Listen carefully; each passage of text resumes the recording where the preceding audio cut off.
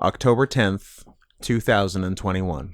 Thoughts on the Cold War? Who was the strongest U.S. war criminal in the whole ordeal? I don't know. Henry Kissinger, G. Gordon Liddy, take your pick. Kissinger? I hardly know her. Yeah.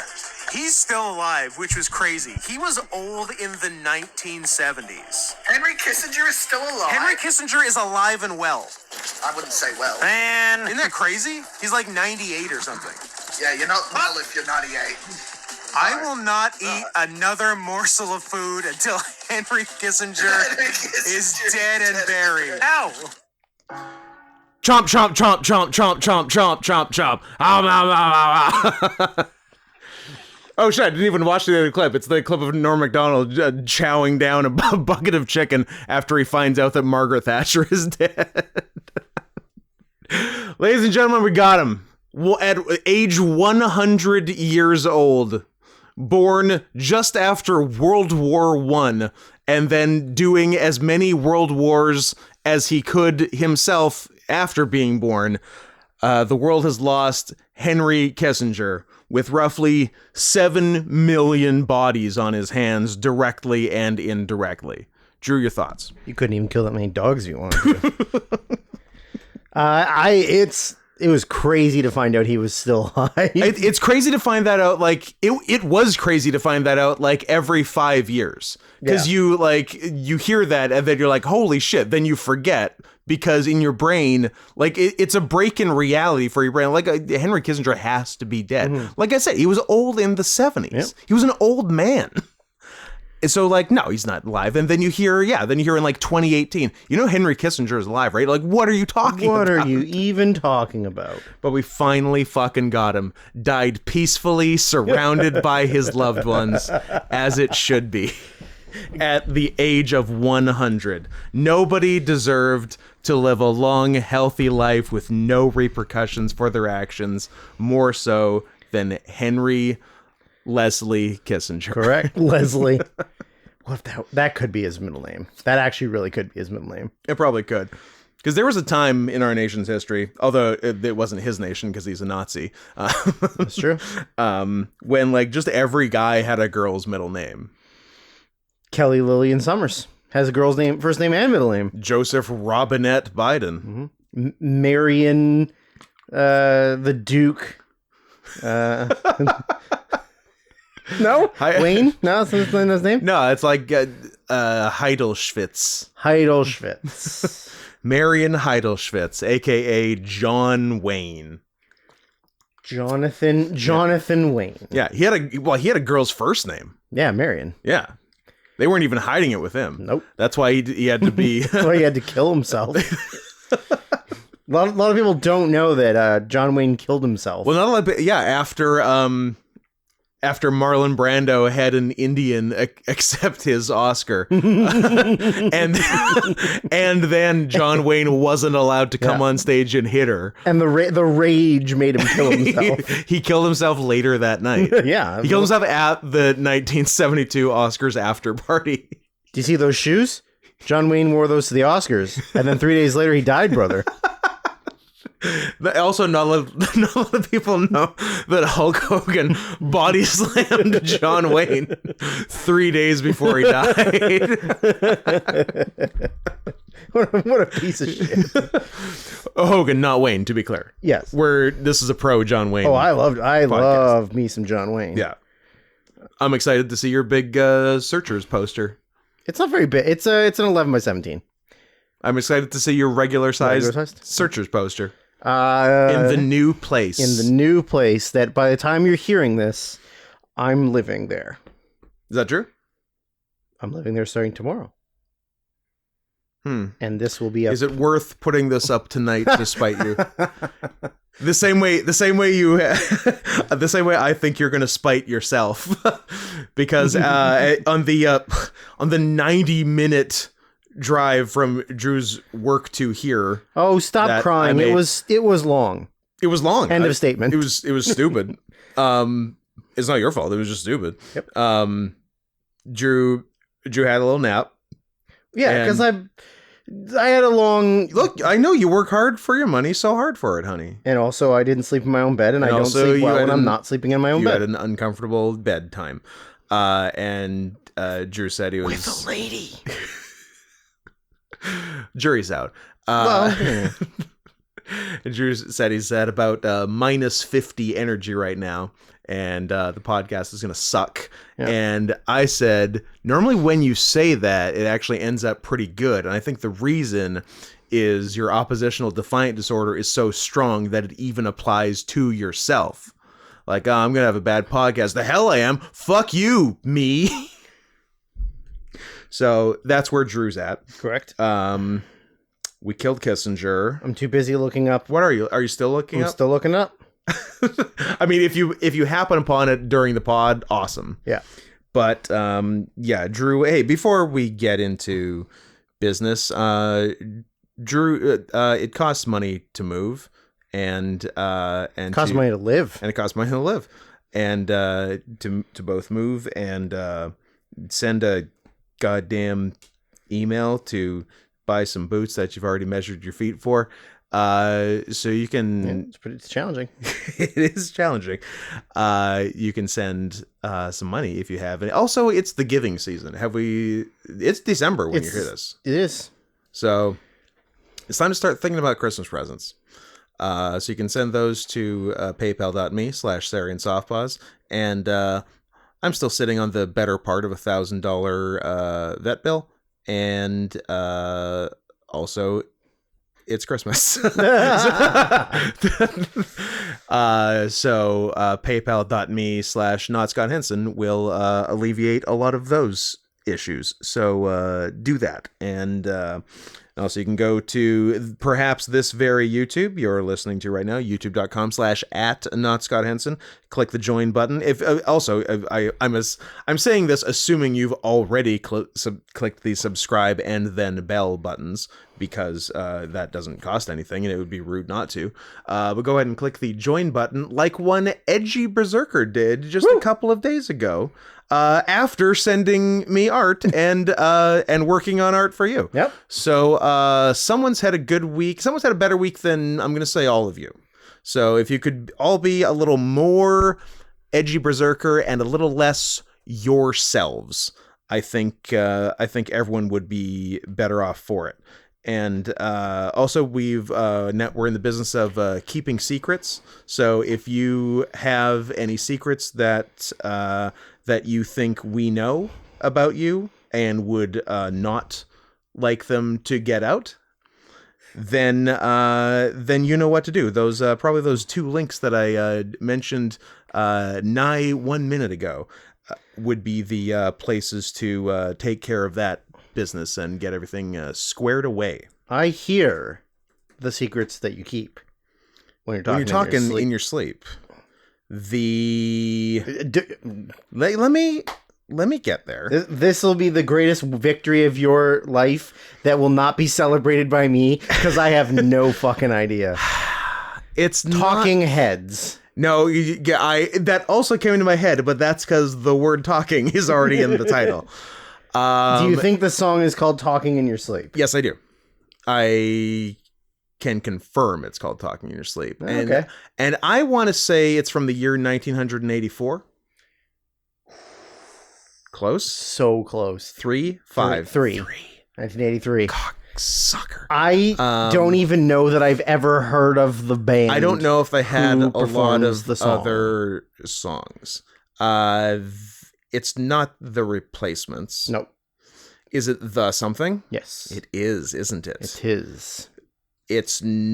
Or is it The Pretenders? The album is called In Heat. I'm listening. And it was released in 1983. Is it The Pretenders? It's not the Pretenders. No, the Pretenders are like They did stuff. Scottish folky kind of. They did Don't Get Me Wrong, which also might be 1984. Could be. Goddamn Talking in Your Sleep. The D? Nope. You're going to be real mad when I hear this. It's a hard R. Because I know it's in there. Oh, it's a the R, but it's not The Replacements. That's why I had The Replacements in my head.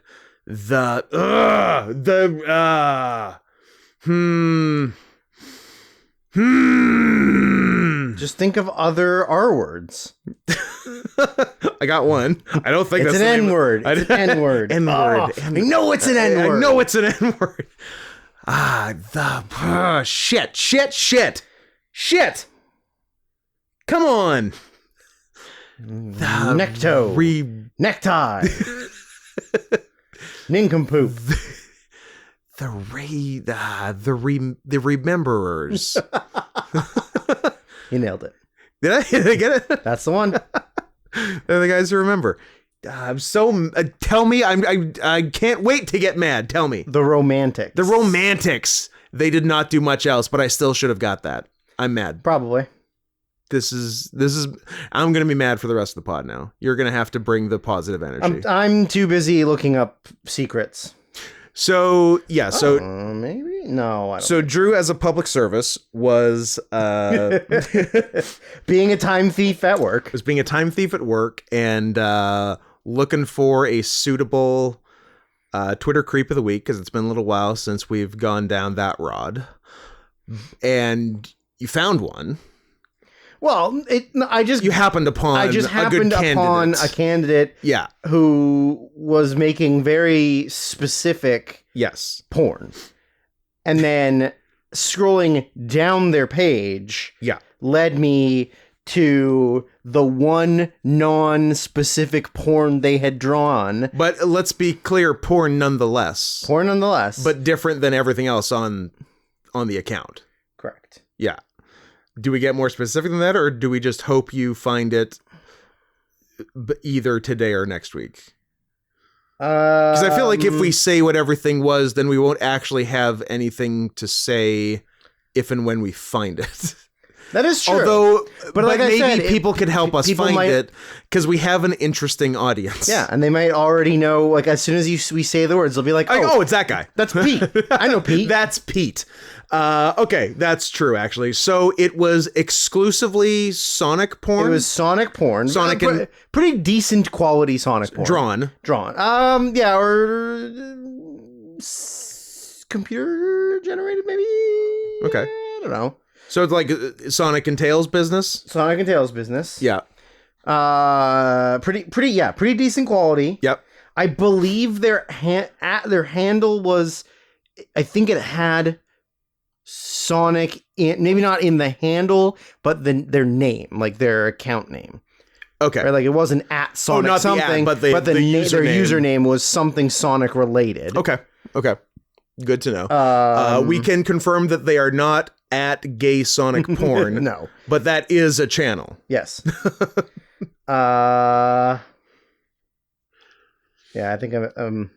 So yeah. It is the account is all Sonic porn art, but then the exception that proves the rule was IRL video of the person beating off, pleasuring themselves with their own hand with what you described as the biggest cock you've ever seen. The biggest, meatiest wiener I've ever seen in my life. I'm literally like at work. I'm like, how is this my life? How am I killing time on the clock, waiting for Scott to come pick me up, and looking at a like very skinny, twinkish boy jerking off like a no joke, like a 12-inch dick. Yeah, who just like had a wish granted. Yeah, like wider than your Gatorade bottle. And I was just like, that's a lot of cock. What? That's a lot of cock. Yeah, I just don't. How is this my life? So that's what we're looking for. So if you know him, let us know. Send us that video. Yeah, or even if you don't and you would like to do some research and have a bit of free time, fantastic. Yep. We love our web sleuths. It's definitely somebody. I got there from somebody I'm following. Okay. So it's somebody who is in my news feed, and I clicked on their profile, and then it just took me to their following, and then I just clicked on their following, and I just started scrolling down looking for somebody, and I was like, where's all the NSFW and no 18, no minors people? So Mystery Gay Sonic Mystery Gay is Sonic. someone followed by someone you follow. Correct. Okay. So, well, that makes it not impossible to find. Nope. Because all anyone needs to do is go to the list of people that you follow at Sarian Softpaws and click following. Yep. And go through everyone. And then go through every one of those following. Oh, you will find it. I better go through and check my my following list to see that I'm not following anything I would be ashamed to be found out about. I can't imagine you would be. All those poo eating sites that I'm currently pleasuring myself with. Yeah, I've gone through a couple that look very familiar, but then I don't know. Like every furry landed on it. Every furry and furry artist have like very similar like descriptions or like bios and profile pictures. Yeah. So it is actually kind of hard to. It's tough. Yeah. But then you just go. I guess the easiest way to do it is just go on like. I'm on desktop now. I was on my phone and it wasn't really being helpful. Yeah. Just go to like everybody's following and type in Sonic and see if anything comes up. Yep. That is the easiest way to do it. Oh, do like a Control F? Yeah. Yeah. Yep, that's a good way to do it too. So yeah, so we think Sonic is in the username, not necessarily the app. I think. Yeah. I think. Or I mean if not, it was definitely in the bio. The description, but yeah. I'm pretty sure it was in the name. And I just like it I'm terrified of it. It will be in your nightmares tonight. It's already in my nightmares. Yeah. That's fair. But in going through your stuff and a couple of things you mentioned, apparently you're way better at following good fursuit makers than I sure am. As and fuck am. I would like to issue public apologies to firstly at Alpha Linkus, Alpha Lyncis, Alpha Lynn Cis, as opposed to Alpha Lynn Trans, who I do not follow, and I will not follow. Let's be clear. Yeah, the very, very high quality suits. Lot of cats, which you don't see too often from any suit maker. So good for you. There seems to be a tiger with a detachable mustache with him, which I'm a big fan of. Yeah, I like that. Yeah. So shouts out to Alpha, and dare I say, bigger shouts out to at the Beast Cub, who makes like very realistic, awesome looking stuff. I'm not a Pokemon's guy, but they've made like a flawless quadrupedal Arcanine. Oh wow. This fella. Jesus Right? Christ, that's good. That's insane. That's amazing. So while we don't have an official creep of the week, we do have a Twitter living their best life of the week, and that is at the Beast Cub. Yeah. So go check them out, because they like these suits are right up my alley. Like the more realistic, the better. And these rock. So, and you had originally found them from a really good Snow Leopard one. Yeah. If anyone wants to check that out, there's some stuff on that from earlier in November of this year. If you just scroll down a bit, you'll see a real good looking Snow Leopard, the same way I'm seeing one right now as I look across the table. As Drew looks behind him, who is there a second? Is there? I would have smelled it. That's true. I would have smelled it and peed somewhere. I mean, I'm peeing everywhere, but what else is going on? Oh, I guess we got like a bunch of drinks. Yeah, a few. Any other news? No, but I would like to wish happy birthday to you. Thank you. In 6 months. Well, more than 6 months. In 7 months. 6.5. Happy early birthday. No, 7.5. happy early 7.5 month birthday. Thank you. I appreciate it.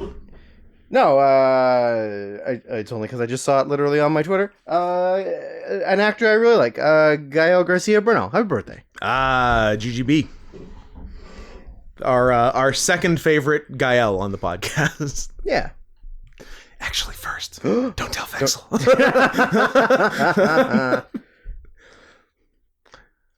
Well, here's the thing. Vexel wouldn't have the balls to go on a live Oscars broadcast and sing like absolute shit. Vexel would just sing good because he's a good singer. Yeah. So yeah, that's why we stand GGB. Mm-hmm. One of the worst live singing performances I've ever seen, and I think it was really mean that they made him do it. Yeah, because I don't think he had like a bunch of good rehearsals. Probably not. And then like I think he can't sing. And they shouldn't have made him sing. Nope. It's really mean. Well, sometimes you just got to be mean. I guess so. Sometimes you just got to be mean to a Latin American, a Latinx, a Latinxo. A Latinx. So you know it's a man. Ah, of course. Yeah. As opposed to a Latinxa. Yeah, exactly. Lil Tinksa. That's a cool rap name. That's not bad. Hey, is I only saw like it had to be a 3-second clip, so it's not enough to judge, but I just got a vibe. Is Ice Spice as stupid as Cardi B, or did I just like catch her at a bad time? No, I think she's as dumb as Cardi B. She's dumb, right? Yeah, yeah. Okay. Yeah. That I like it was like I said, super quick clip, but I definitely got the impression that she's developmentally disabled. Very dumb. Yeah. Like her mom drank. Yeah. Yeah. Well, assuming she knows her mom. Although I guess is she white? I don't know what the fuck. You know what? This has turned into a deep dive Spice podcast. I'm gonna make a very bold stance right this second. Hit me. And I'm gonna play this video without knowing what it is and seeing what happens on the pod, because it's gonna be something we like. Okay. You can do it, baby. I love you so much. And it's bad news. Bad things are happening. Mom, I'm sorry. Mom, I didn't do it. I don't know. Trump at some rally today. That was Donald Trump? Was Donald Trump. He was doing a bit. He was doing a bit, but like I don't know of what. Like I have no context. I like it.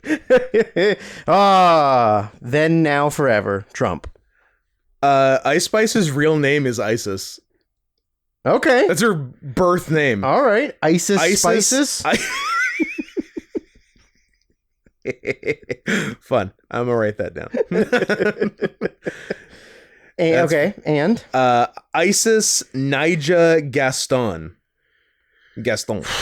Okay, that Scott, none of these words are helping me figure out if she's white or Latina or black. She is of mixed ethnicity. So she's a goddamn mutt is what you're telling me. Her father, Joseph Gaston, is African American. And was once an underground rapper. Her mother... That's not where... When I heard the first word, I thought you were going to say something different. Was once in the Underground Railroad. once used the Underground Railroad.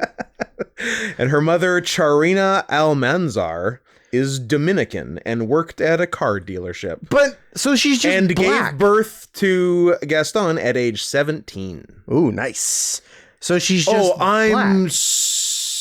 I am the exact same age as Ice Spice's mom. That's Ice Spice born January 1st, 2000. Oh my God. Ice Spice could be your little baby girl. When her mother was 17, making her mother born... actually, if she was born January 1st, that means her mother was probably born in 82. So I'm way younger than Ice Spice's mom. I can fuck Ice Spice and it's not weird. Yep. But I can also fuck her mom and it's not weird.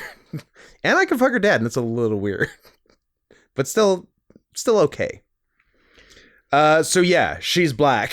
But how? Look at her. She's a very light black. Well, that's why she's so popular. Yeah, is that true. a thing I can say? Yeah, that's true. She's popular because she's such a light-skinned black person. Yeah, it's like Chris Brown. I'm light-skinned black. I mean, he's gotten away with a lot. And people are like still kind of on board with Did Chris him. Brown really hit Rihanna, or did she get too close to him when he was doing one of his sweet dance moves? That's true. Is that a Tosh joke? That's a Tosh joke. I think so. My boy DT, he's back, baby. I gotta watch DT's new DT is back. YouTube pod. Love him. There's nobody I love more than DT. And speaking of other politically incorrect comedians, by the time you hear this, we'll have seen one Tony Jeselnik. Ooh, I don't like calling him Tony. It's weird, isn't it? Yeah.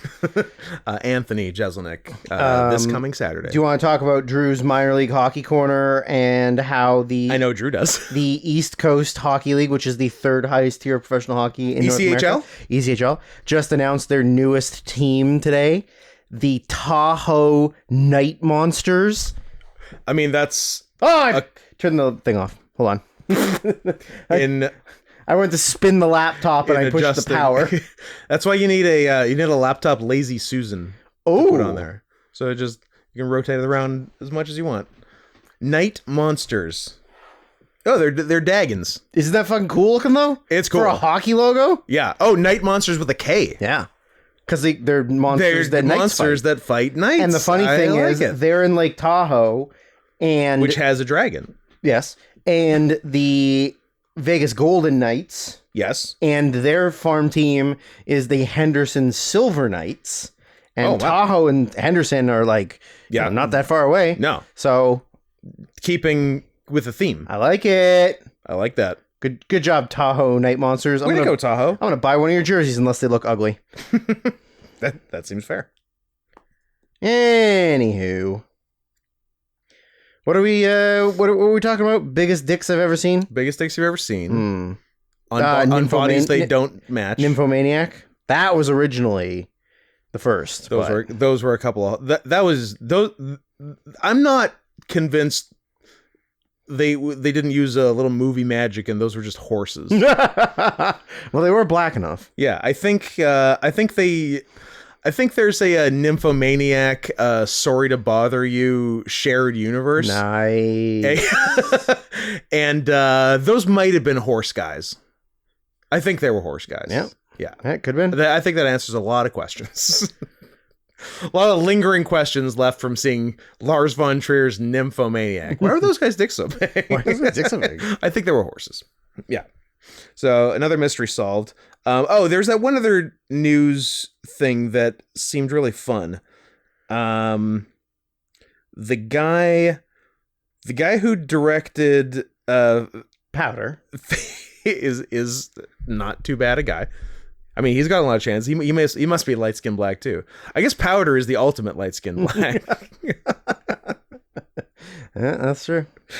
The guy who directed all-time money loser, 47 Ronin. And that's the only thing he's ever directed. Is this the second episode in a row we've mentioned 47 Ronin?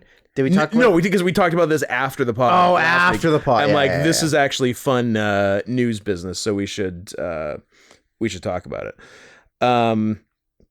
So for some reason, after directing like an all-time bomb, was given millions and millions of dollars by Netflix 5 years ago to make a series. And to date has made none of it, but has really fucked around with the money they gave him. So there's a lot of options. I'm just going to go with the first one on... Should I go with the first one on Google? Business Today? I'm a businessman.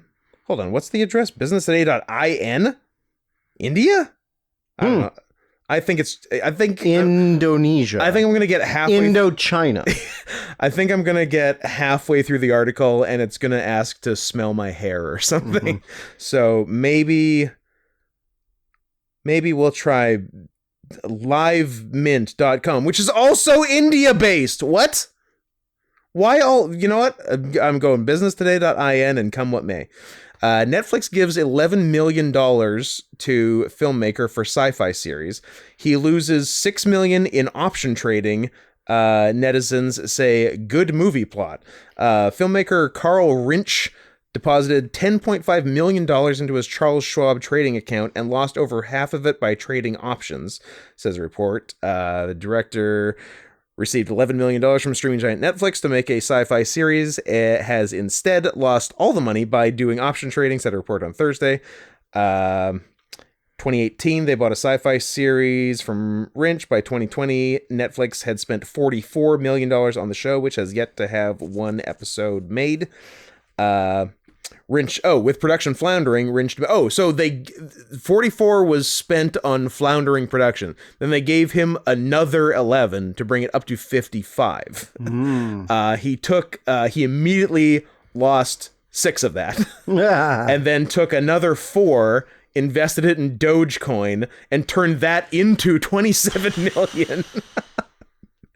Netflix stopped funding the project and are suing Wrench, says the report. New York Times reported that Wrench in 2021 had bet that shares of biotech, Gilead Sciences, Standards & Poor's 500.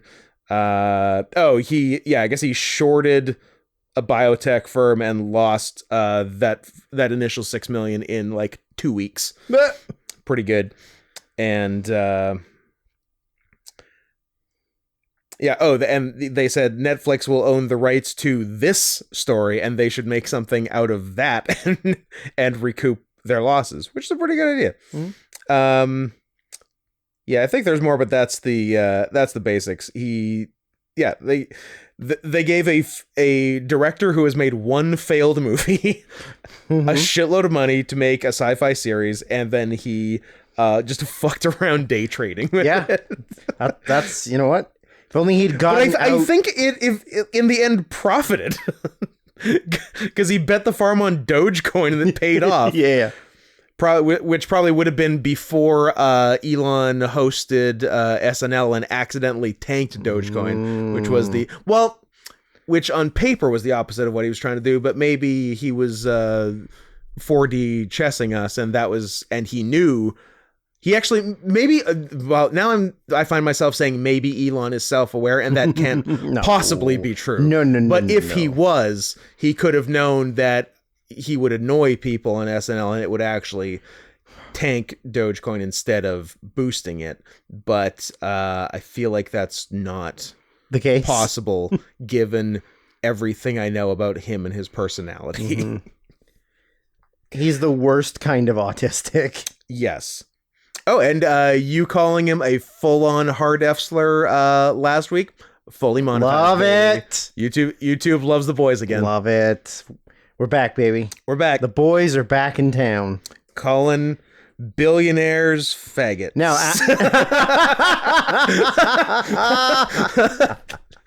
look, what's the point of being in someone's good graces if you can't constantly test it like we do true. with YouTube? That's true. Sorry, you were something before I was just going to say, now ask me who sings The Boys Are Back in Town, because I couldn't fucking tell you. Bachman Turner Overdrive. Sure. Is that correct? The Romantics. It is The Romantics. I'm not confident in who sings it. BTO would be a guess.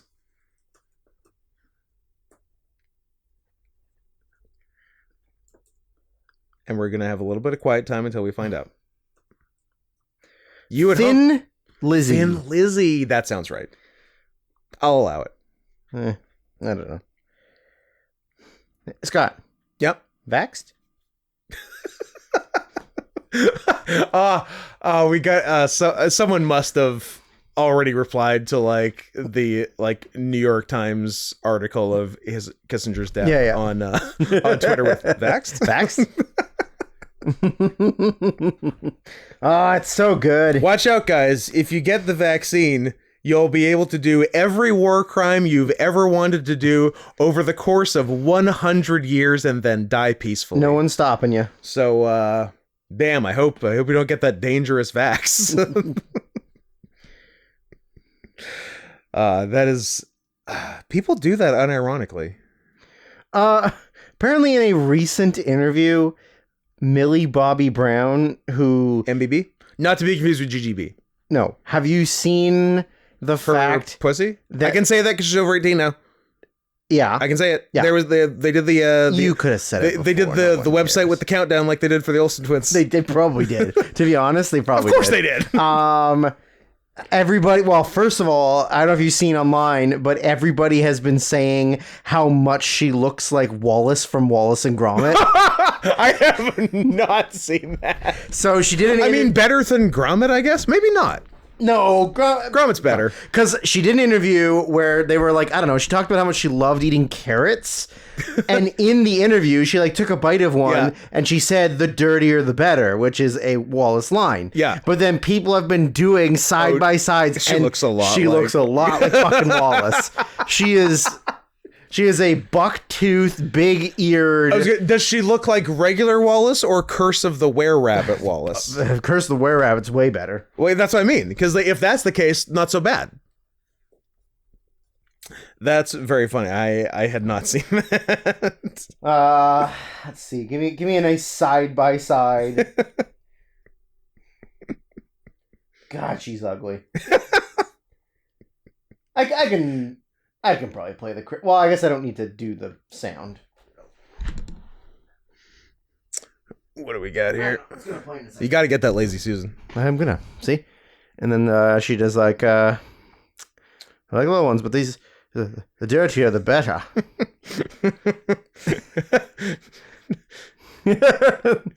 Oh yeah, it is Curse the Were-Rabbit. Okay. Yeah. Yeah. Oh, but I wanted like a side by side because it is very It's- very accurate. Chilling. But that's not even the thing I was trying to talk about. That was just a fun bonus. So she. That was for premium listeners. I don't know if this is true or not, but if it is, it's very funny. It's from a verified account on Twitter. Apparently, in a recent interview, her exact words. I'm quoting this, so YouTube, you cannot get mad. This is a quote from someone. This is us reporting the news. We need a stronger word than faggot. A version with a hard ER, if you know what I mean. The N-word version of F slur? Yes. Now, I don't know if that's real, but it is from a verified account. Now, Millie Bobby Brown just got a lot more attractive in my eyes. Faggot was the word that was volunteered. Ferget? Fergus? Don't worry, we'll get to that. Huh. That's very interesting. Have you heard about her co-star? Stank ass pussy. Have you heard about her co-star in Stranger Things? Noah Schnapp. Noah Schnapp, yes. Yeah. And being in what I love that he is in hot water. Yeah. For Finally. It only took outrage of like weeks before they were like, okay, you're in trouble. yeah. What did I don't know if he had like signs or stickers or It was shirts, a video of him graphics and some of his friends in a coffee shop with like little miniature flags and bumper stickers that were very pro the wrong side to be pro 100% of. pro the wrong side. I believe the two key ones were Zionism is sexy Yep. and Hamas is ISIS. Yes. Which, and again, it's so refreshing and pleasantly surprising that he is in trouble for that. Yeah. Just the fact that it's not, that things aren't unilaterally pro-Israel is so nice. It's like the first time social media has done something kind of okay. The one and only time. Kind of, yeah. Like their one like mild W in 20 years of misery. Yeah. Yeah, like I don't get me wrong, it's still a losing percentage, but hey, a recent W will take it. So so send Noah to jail. Try to find an even Federal pound me in the ass prison. Send him to federal pound me in the ass. Is he old enough? Can I say that? Gotta be. It's season 5. I don't know. Apparently, the statement she made was directed at him. Really? Apparently, that's what I'm reading here. Is that apparently That's awesome. She was saying that calling him a faggot is not Wow. harsh enough. Millie. So maybe Wallace is cool again. Wallace is cool again. Wallace is back.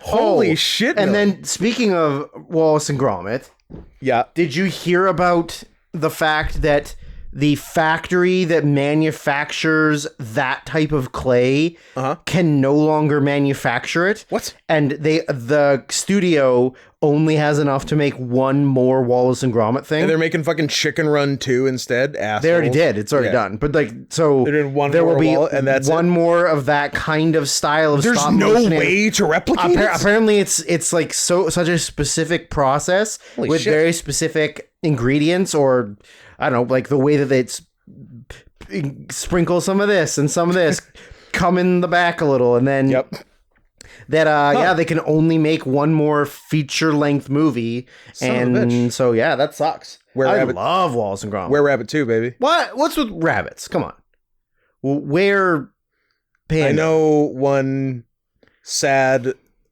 Australian bunny whose feelings you just hurt with your what's with rabbits business. I mean, where? Give me a where panda or where cobra. No, I don't know, but I would take where rabbit over where cobra. I know. Just what are you talking about? Everybody's got such short sight on what can be where. I agree. I agree absolutely. Mix it up. No fucking dogs. No fucking dogs. Fucking dogs. God, I hate them. Make me so mad. I hate them. Would you like to try Rockstar Gaming Edition Mixed Berry? It's gaming season. It is gaming season. I'm a gamer. We just recently tried both Mountain Dew Game Fuels, both of which were underwhelming. This one's sponsored by Starfield. Okay. You know. Yep. Whatever Starfield is, it's a game. It just... Is it like StarCraft? Yes. It's like StarCraft 2. Ooh. Is it like No Man's Sky, the game that was promised to be awesome, came out and was terrible, but over like 7 years they kind of made it pretty good. Yep. It's a weird story. So yeah, hit me. I'm gonna have some of yours, so I don't have to crack mine. No, that's the whole point. We're getting our own. What if I like it and I want to drink the whole thing? At 7 p.m. Well, I got a lot of packing and moving to do, I got so a lot of pounding to do. I'm not optimistic. No? It smells like energy drink flavor. Ooh, bad start. But like Rockstar's done okay lately. Like their two newest full-time flavors, peach and blackberry, both real good. Both go-tos of mine. Does it taste better than it smells? No. Like the hint of mixed berry is there, but it's a lot of just original it's a lot of energy drink flavor. Oh, it does smell like energy drink. I will say that. This come on, man. Yeah. Rockstar. It's got a little hint of berry, but it is not enough to make up for the actual energy drink Rockstar, flavor. I know for a fact you can make good flavors. I had one like 2 days ago. What's this shit? They're listening, so keep telling them. Is Rockstar listening? They're on the line. Rockstar, your peach was great. Your blackberry's great. Absolutely. Because they taste like peach and blackberry energy drinks, not energy drink with a whisper of peach or blackberry. The flavor that you printed on the can is forward. But from smell alone, and I haven't tasted yet, and I'm prepared to eat my words, and your penis. Well, it's not the biggest penis, so don't worry about it. But this does not smell mixed berry forward. No, and the taste is a hint, a sprinkle. This is dog shit. Wildly disappointing, Rockstar. Wildly disappointing. Let's kill them. Let's not kill Rockstar. In the little drips on the edge of the can, it's basically yellow. Oh, I didn't even notice. It's not mixed berry colored. Oh, yeah, it is. My mixed berry energy drink should not be yellow. It should not. It should be a deep red. It should be a purple-ish. Deep purple. It should be deep purple. It should be Perfect Strangers. It should be Perfect Strangers. Shane Douglas. 100%. So that's not the only gaming things we got. Good, because it sucks. We got 2 new. But sorry to interrupt. Nope. But if I do drink, You're not sorry. I'm not sorry. If I do drink the whole can, I get 523% of my daily riboflavin. Oh, Well, better chug it then. So I should probably pound it. And there's one thing that your doctor has been telling you, and my doctor's been telling me: riboflavin. You got to get the riboflavin. Gotta get it. Everyone neglects it. What's the taurine count? I don't think it tells you. No, the numbers because they're not allowed to tell illegal. you. Yeah. How do they find that? How do they put that in mix that into a drink and go, that's the cocktail? Bull semen. But no, it's bull bile. I don't know. But I don't know. Of all the things to just start putting in energy drinks, why is that the thing? Yeah, it's nature's caffeine, but also caffeine is nature's caffeine. Yeah. The what do we got? 60 grams of sugar, pretty good. That's why, I mean, it could taste worse. But I can't tell you how like shit I would feel if I slammed this. Yeah, right exactly, right? I can't you'd feel disgusting afterwards. Ugh. I hate this. I'm gonna have one more sip for reasons I cannot explain. For science. For science. For science. And then set it away but now forever. aren't you glad that you also opened yours so we can just throw it out now? Aren't you glad I didn't say banana? I am. Good. Right? Because otherwise you would have taken it home. You know what? I would have taken it home. I probably would have had it tomorrow and planned my day around it. Ruined your whole fucking day. And then totally fucked up my day. Ruined my fucking life.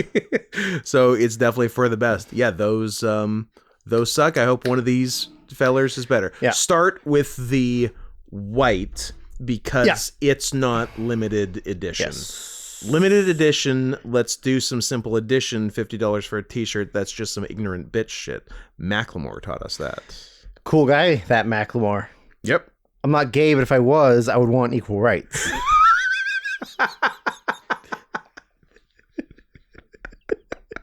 Yep. It's a good song. Same love. Yeah. I just I'm writing that down and then maybe framing it. I like that in the movie when they're in the nightclub and he's got the disguise on and he's sitting with Deborah and then he's like, that song was offensive. Why did I write it?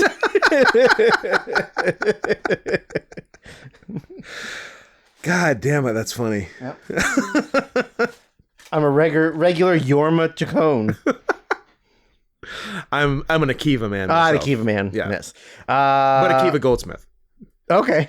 Yep. The cooler Akiva. The more Jewish Akiva. I'm more of a Andy Samberg. No, my nose is not that big. Whose is?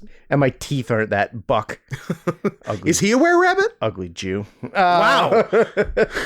Well, we'll see how that one does. Nah, we're at 47 minutes in. We're fine. So we got 2 new flavors of Prime Hydration Drink. Shout out to our boy KSI, not Logan Paul. KSI and LP, baby.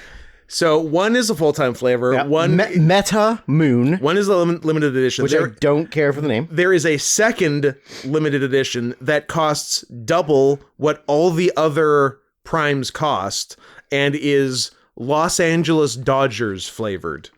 I've seen it at several of the U.S. import stores, and I have not been able to bring myself to buy it. I wouldn't be able to either. Because I don't want to spend $10. Well, now's your opportunity to give us $20 each. Ooh, yes. 20 each, 10 to buy it, 10 to try it. 10 to try it. Yeah, you know what? What's a Z job? You don't know? You don't know? You can't afford it. Yeah, go ahead and send us $40 to buy a couple of Dodgers Primes. Yeah. I think that's fair. PayPal.me/NotScottHansen. Get it done. I will actually, because that's not a gigantic ask. Well, no. It's a gigantic ass, certainly. Or if you all pool your money together and send us 50 cents each, then we're just swimming in Dodgers primes. But don't send us 50 cents. No, please don't send us 50 cents. Send us $40. That is a hassle. If a few of you send us $40, that's better than a few of you sending us 50 cents. Yes. That's macroeconomics. Macklemore economics. Macklemore economics. Yeah, so do that. If we're not drinking Dodgers Prime this time next week, I'm going to be kind of mad at you guys. I got some terrible news, Scott. Is Metamoon what? You can't drink the Metamoon. It's not intended for people who are pregnant or breastfeeding. Well, that's not. Well, I mean, I'm not pregnant, but I. No, I'm sorry. Oh, but because you are because I am. breastfeeding. I don't think that's fair. Oh yeah. I, Because you get this in your mouth. You get this in your mouth. Yeah. Then you breastfeed. Yeah. It goes on to the tit, yeah. and then poison. I don't know. And then your mom needs a double mastectomy. Yeah. Damn. You're killing your mom, Scott. Killing your mother. You're killing your mother. With MetaMoon Prime. It's gluten free. Great. Okay. I love it. I didn't know my other energy drinks or my other hydration drinks had gluten in them. I hate it when my Gatorade has wheat flour in it. Oh, that was on the tight. All right, you take first sippies of this one. Okay. I'll give you the first. Prima snack the then? lid did something. I don't know. Oh, you did a real number. Well, it didn't detach all the way, and then it came with it. It's a whole thing's a mess. you're gonna spill it all over your lap, and then it's gonna look like you pissed your pants. What am I? You with a blueberry ramune? Yeah, could be. Although that was just all over the table, not over me. It smells good. I would describe the scent as light citrus. Okay, maybe it's my new favorite. Actually, not unlike a Rockstar mixed berry. luckily unlike Gotcha. a Rockstar mixed berry. Not unlike a Gatorade version of Mountain Dew Whiteout. Okay, So based on what I've talked myself into, I have high hopes now. maybe this is your favorite thing ever. It's good. It's nice. Nice. There's something else it's very much like too that isn't Mountain Dew Whiteout, but it's good. It's definitely citrusy. Prime Molly Moon. Yeah. Energy drink. Try that fella. You're gonna like the way you look, I guarantee it. I do wish they were full sugar, but I can live with what they're doing.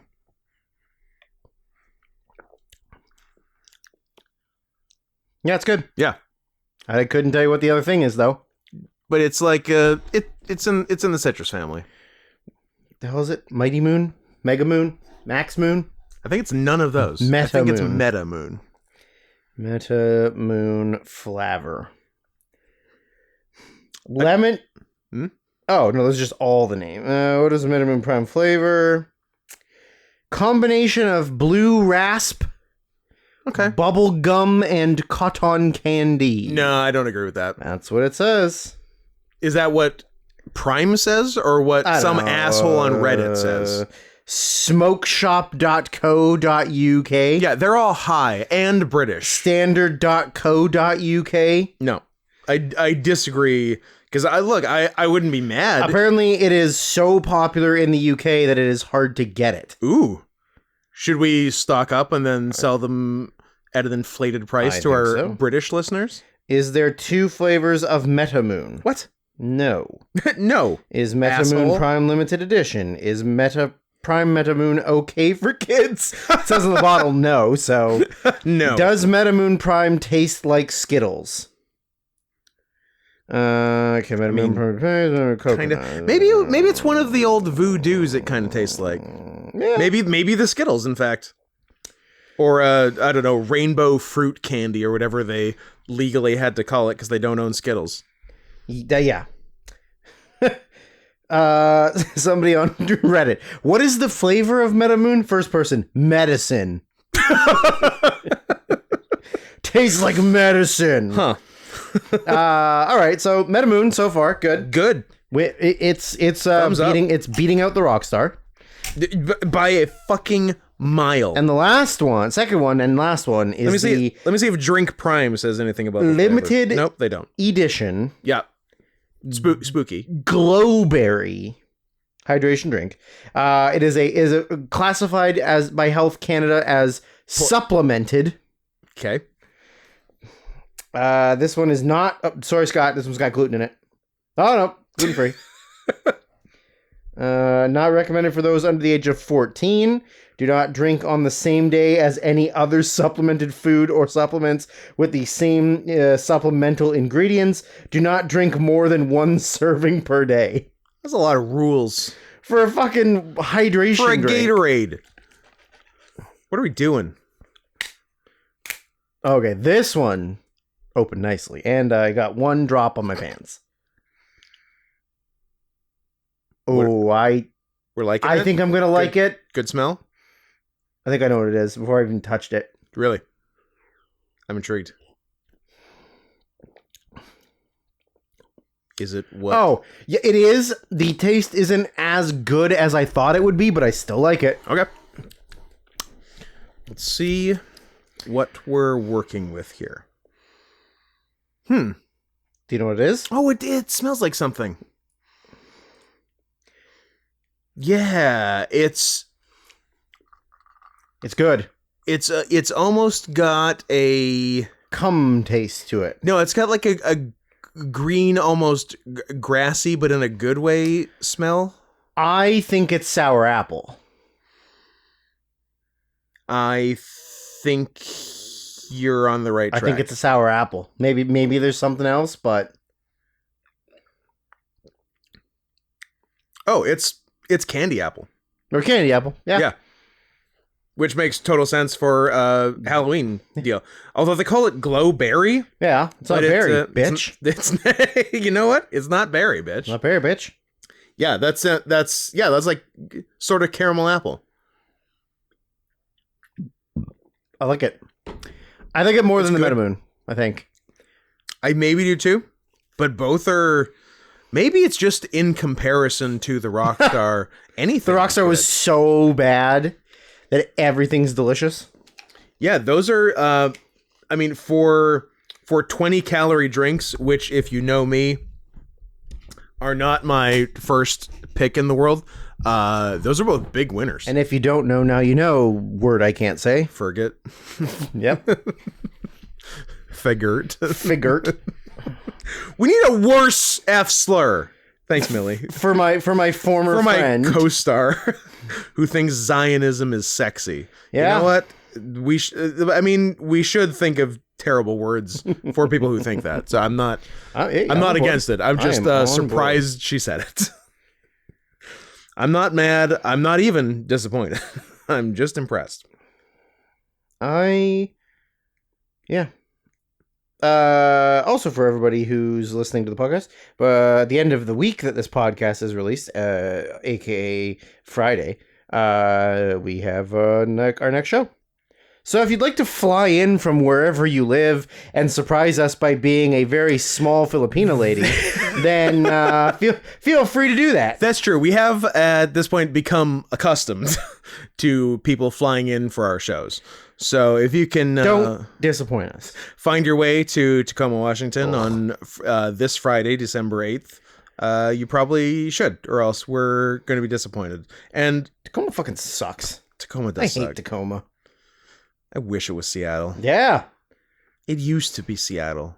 It was so nice. Every single time we drive to Tacoma, we get to Seattle and we're like, we could be here by now. And it's like early in the day. Could be.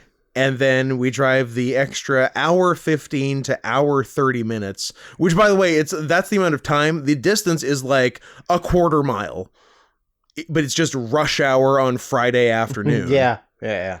And you can't fucking get anywhere. And it goddamn sucks.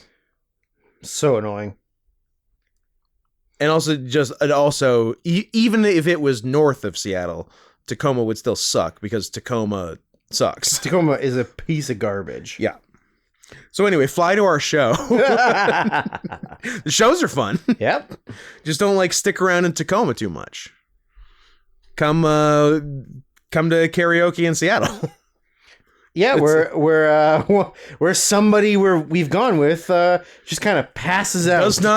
He does remember going. Orders a drink. And then just goes to bed. And then goes to heaven. He remembered going. He did not remember trying to do Green Day. That's pretty funny. And refusing to turn around and look at the lyrics. Yes. Even though we kept trying to point so him. Funny. That was so funny. Or they're the words. You're literally saying to him, you can just look behind you. You don't, it is not incumbent upon you to have memorized Basket Case by Green Day start to finish. It's karaoke. You're allowed to look at the lyrics. Just and I turn could around, not man. point him Just turn in the around. direction of the lyrics. And also, I think he was asleep by the end of the song. I think he was asleep by the time he stopped singing. By the first chorus. Yeah. Like, he was very much out. Do you have the time?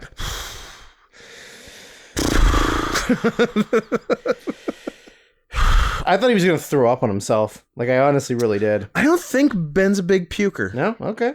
He's a professional. He was very fucking drunk. He was drunk when he got to our show. He was drunk by the time the show started. Yes. Yeah. Yeah. Because he had to kill a bunch of time, and killing time was drinking. Yeah, because obviously the wrestlers get to the show a lot earlier than the audience. Spoiler. Secrets of the trade. We have to get there early. And when Ben comes, we drive Ben of the Drunken Peasants podcast. Check it out on YouTube at Drunken Peasants. But only the episode that we were on. But only episode, yeah, especially the episode we were on and completely hijacked and just turned it into a worst year of our lives episode. We did a very good job. Whatever, it got good praise. People loved it. Yeah. Especially how much Kelly contributed. Yes. They loved Kelly. He was the number one. Yeah. Talk of the town, that guy. Yeah, so we drive Ben there. So and like it's doors at 7, show at 8, and we get there at usually between 4 and 4:30. Yeah. So Ben goes out on his tour to Tacoma for Which is just the bar down the which street. is the bar down the street for 3 hours, and arrives at the beginning of the show trashed. Just completely destroyed. Yeah. Out of his goddamn mind drunk. Yeah, I love it. He's the best. I mean, he does run the Canadian Embassy, so... And he runs the Canadian Embassy. He's great. I need some more Prime. No, you don't. I'm gonna have a little bit. Okay. I'm gonna treat myself. Good. What are you crinkling? Shut! Not into the microphone enough. There you go. It's my life force. It's my podcast energy. I still have not eaten food today. I don't know why you didn't stop on the way in, but I thought you were gonna get something. I was but... fucking tired of driving. Well, yeah, probably. I just I want to get out of the car. Let's hurry up and finish this, and then we'll do this. I will take a load of your things and drive it to new place, and then I will treat myself somewhere. Unless you want to get food somewhere, then you're allowed to come. But we'll see. But you have to be nice. That's getting harder and harder. Stop putting all these limitations on it. I guess we got 3 so much to talk about. things to talk about, so we should probably talk about them, right? So you'll notice last week's episode was entitled For Your Guys Only. But you'll also notice, keen-eared listeners will also notice that we did not review the 1981 James Bond film For Your Eyes Only, because I wanted to call the episode that, and then we talked for 2.5 hours and didn't get to James Bond, and enough was enough. But what am I going to do? Think of another title? No. So now we're doing For Your Eyes Only, because again, what am I going to do? Think of something else? Nope. So so we got the penultimate and one before that Roger Moore James Bond movies, For Your Eyes Only and Octopussy, a name of a real movie that aired in theaters. Yeah.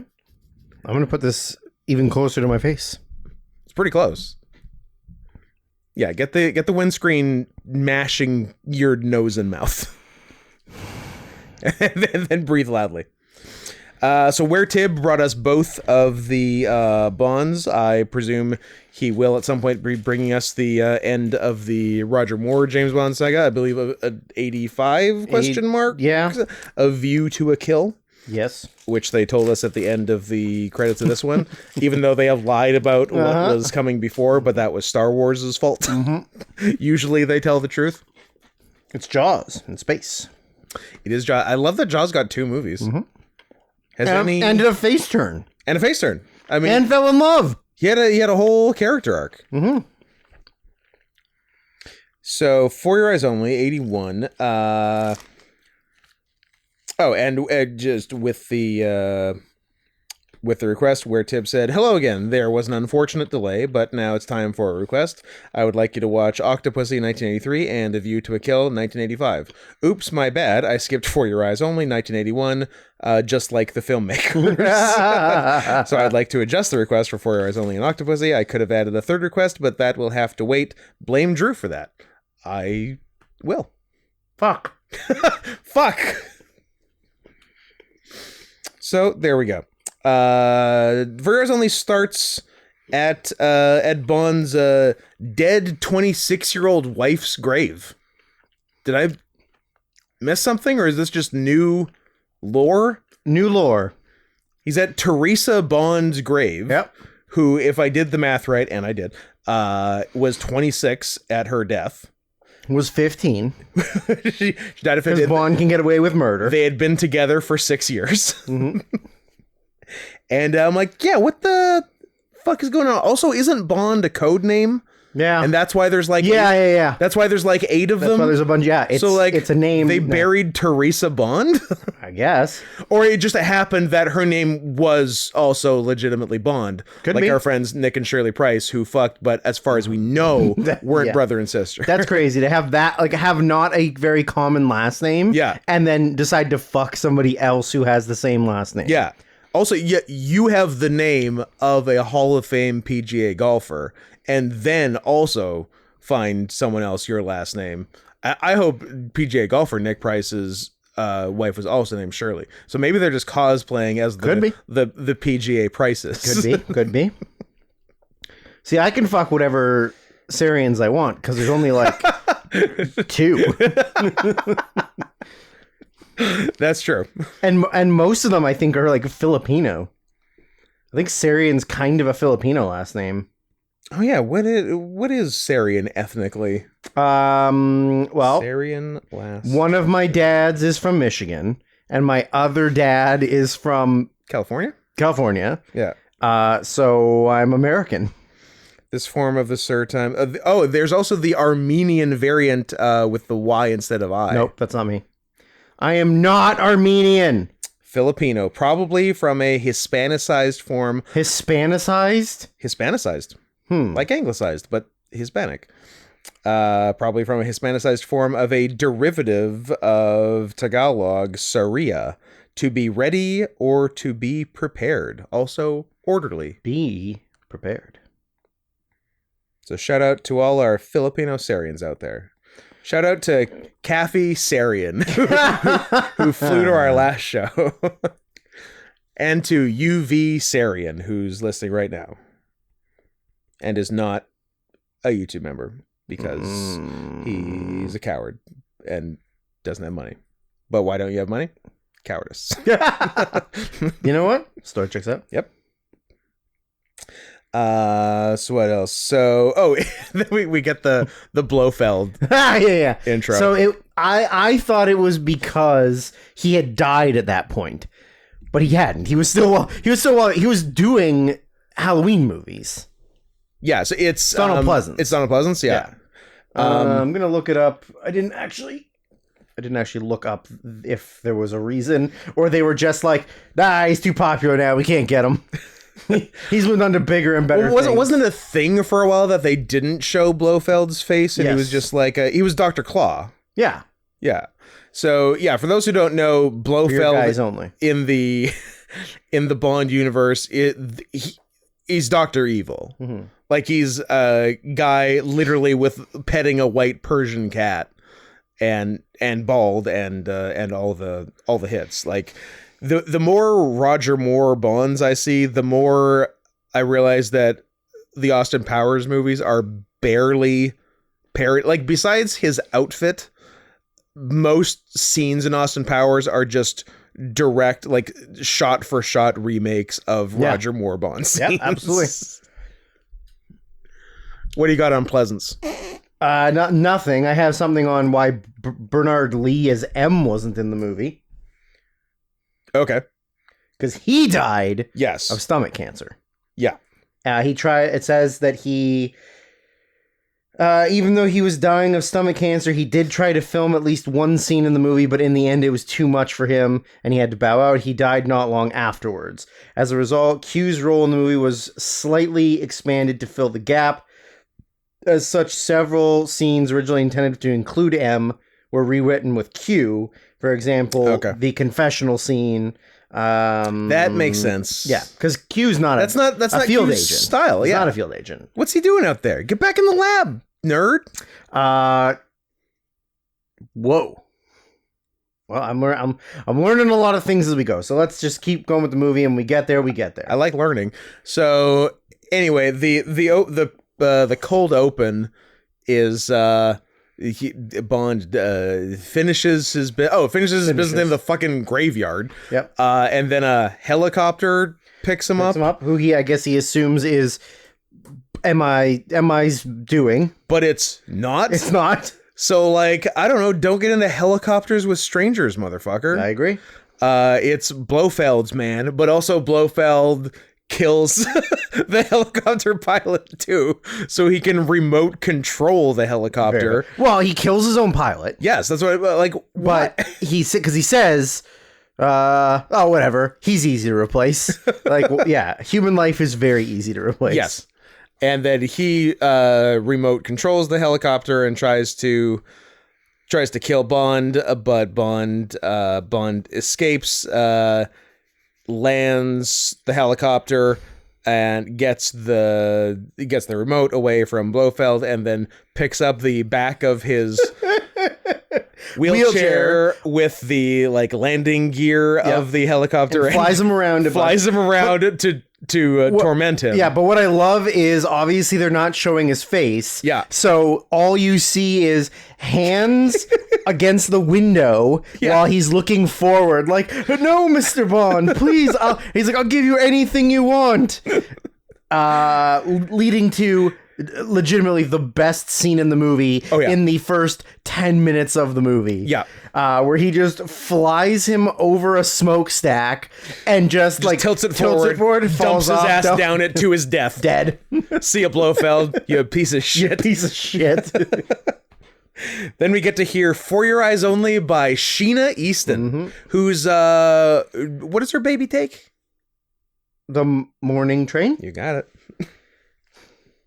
He works from 9 to 5 and then he'll comes back again.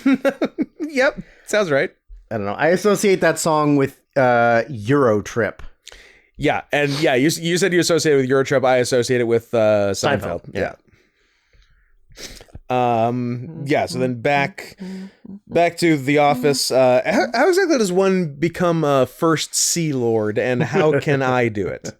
Well, first you got to be a sea man. Yes. Then you got to live in society. Yeah. Then you got to meet some sea people. Yeah. And sea men plus society. And eventually just work your way up the ladder to first Sea Lord. First Sea Lord.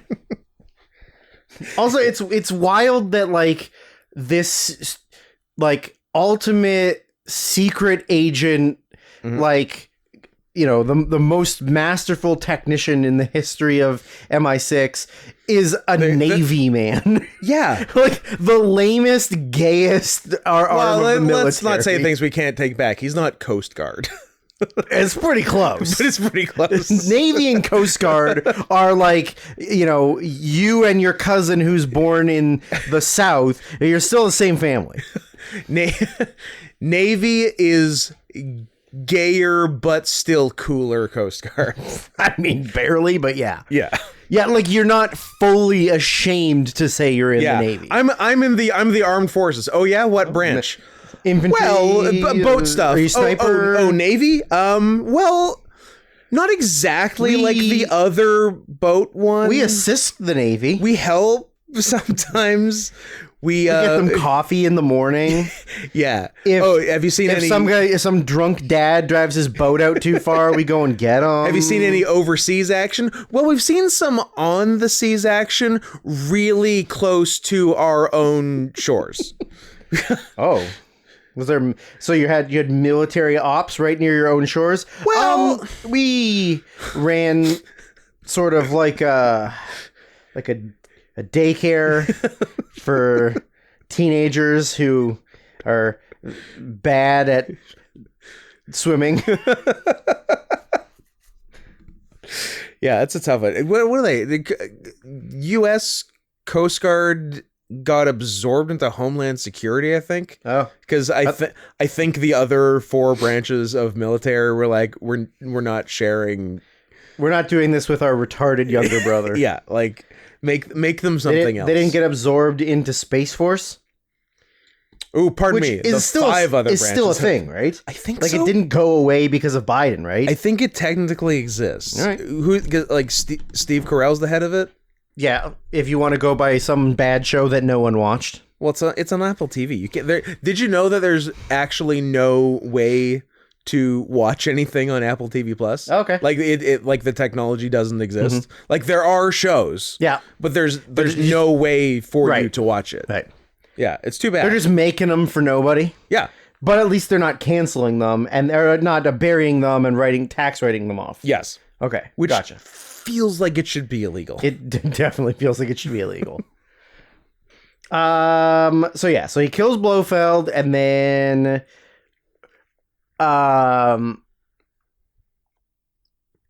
You got it. No. So this is where we find out that M's not in the movie. Yes, because we meet the first Sea Lord and some and like the alderman of East Turdshire. Yeah, and like I think it's like just the the secretary of the treasury. Yeah, like they didn't aim high. No, rank-wise. No, they're like MI6 only deals with middlemen political officers. Like we're not talking about like the vice chancellor of the military. Yeah. You're like, this is Steve.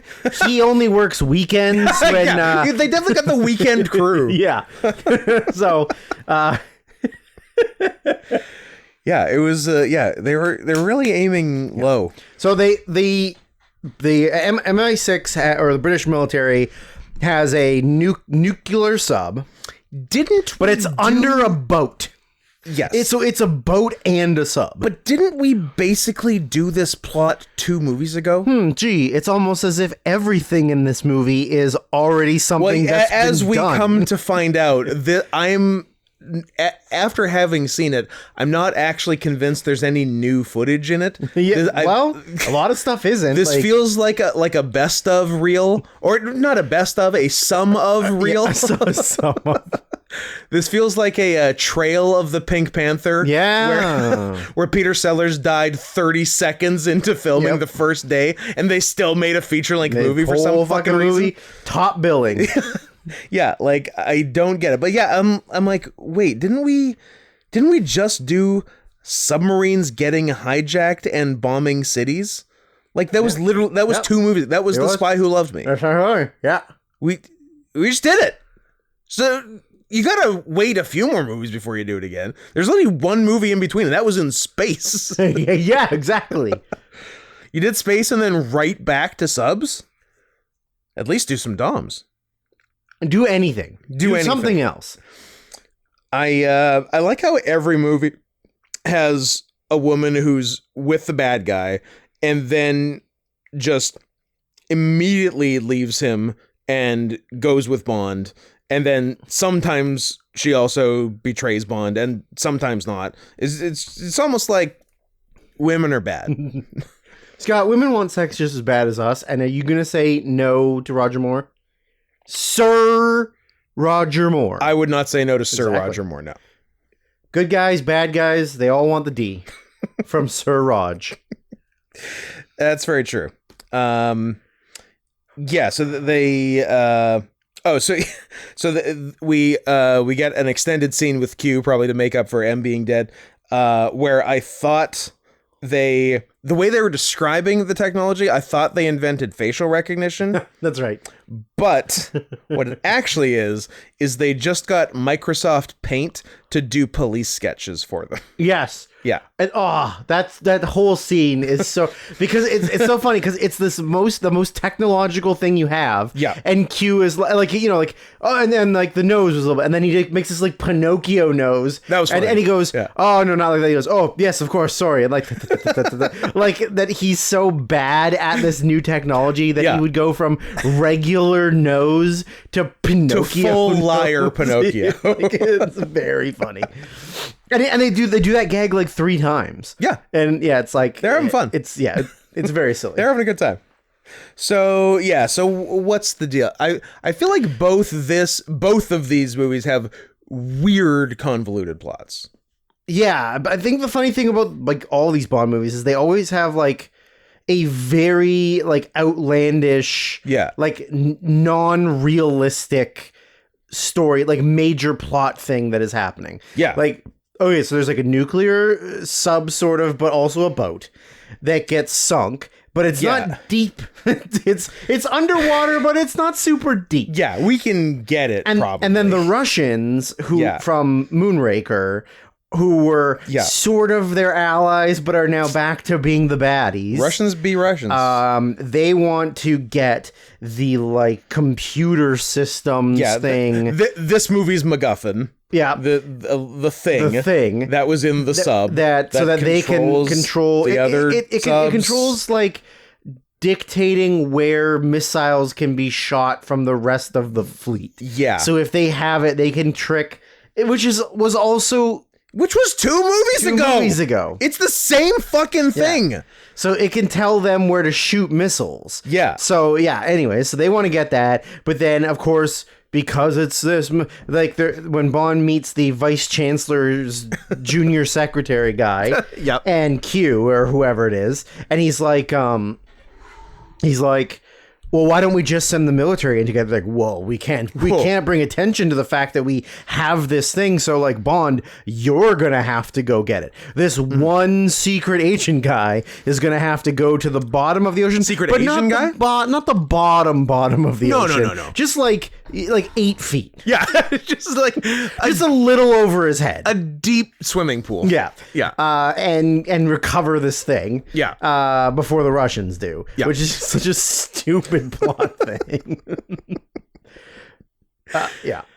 And then they're just they must have been describing the bad guy, and in hearing it, I'm like, look, I can abide the drug trafficking, rape, and murder, but white slavery, I don't think so, mister. Wrong. We got to get him. Wrong-o. We got to stop this. No. I'll let a lot of shit slide. So for some reason we end up in I don't know, the Alps. Oh, in Austria. Right? In Austria. Yeah. I don't know. Whatever. I don't want to get too deep into this dumb plot. The rich. Oh, yeah. So they send an explorer guy to go get the thing, and Bond's gonna go assist them under the guise of doing historical research. But then the bad guys come and end up killing the guy and his wife, and the daughter survives. And surprise, surprise, she's a secret assassin, which of course would happen. And loves having sex with James Bond. Well, I mean, who doesn't? Yeah. And so then he. Yep. Don't know why he goes to the Alps. I mean, there's never any reason in any of the movies. They're like, we heard there's a thing over there. Yeah, they're like, this guy's maybe doing something shady. New setting time. Yeah, go over there. We need to film this movie in as many countries as we can. Again, not mad at it. The settings are always cool and fun to look at. And I will reiterate that I don't need Bond movies to be Bond movies. Yeah. I don't need any action. I don't need any plot, which obviously this movie got my notes on. I just want Roger Moore hosted travelogue. Yep. It's kind of lovely. So yeah, we get to Austria, where people are probably at the time of filming training for the Olympics that the U.S. boycotted. Correct. Wait, they boycott 80 or 84? Whichever one was Moscow, but I don't remember. Which one's Calgary? 86? Calgary 88. 88. Moscow. Which one was Lillehammer? 94. Keep going. I can do them. Which one was Atlanta? 96. Richard Jewell, baby. Sydney. 2000. Tokyo. 2000. The last one. 2021, but they called it 2020, which is to a man of my autism infuriating. Sochi. Sochi, you say. 20 feels like 14? Yes. Salt Lake City. Feels like 02. I'm really good at this. Good for me. Dresden. Trick. That was a very, very hot Summer Olympics. It was. 80 were Moscow Olympics. But they were Summer Olympics. Yeah. Oh, so they were boycotting shit. What was 82? That was when they did both on the same year every four. So there would have been an 80 winter, which was that. It would make sense if that was Innsbruck. Oh yeah, maybe. But there's a way to find out. Is it called the internet? You know what? It is. Oh. 1980 Winter Olympics.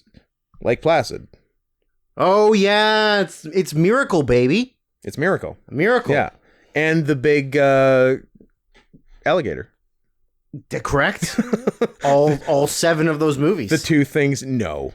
There's more. There's Scott. There's a lot. I'm learning now. There's even a Lake Placid versus Anaconda movie. Holy shit! I'm learning right now there is more than one Lake Placid movie. I think 2, 3, maybe 4 are all like straight to DVD. Well, sure. And then also Lake Placid versus Anaconda, which I've never seen, so I don't actually know if it's like what the production value is of it.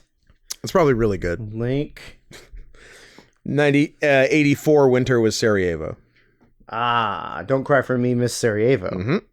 That's the song. 2015 Lake Placid versus Anaconda, starring Robert Englund. Hell yeah.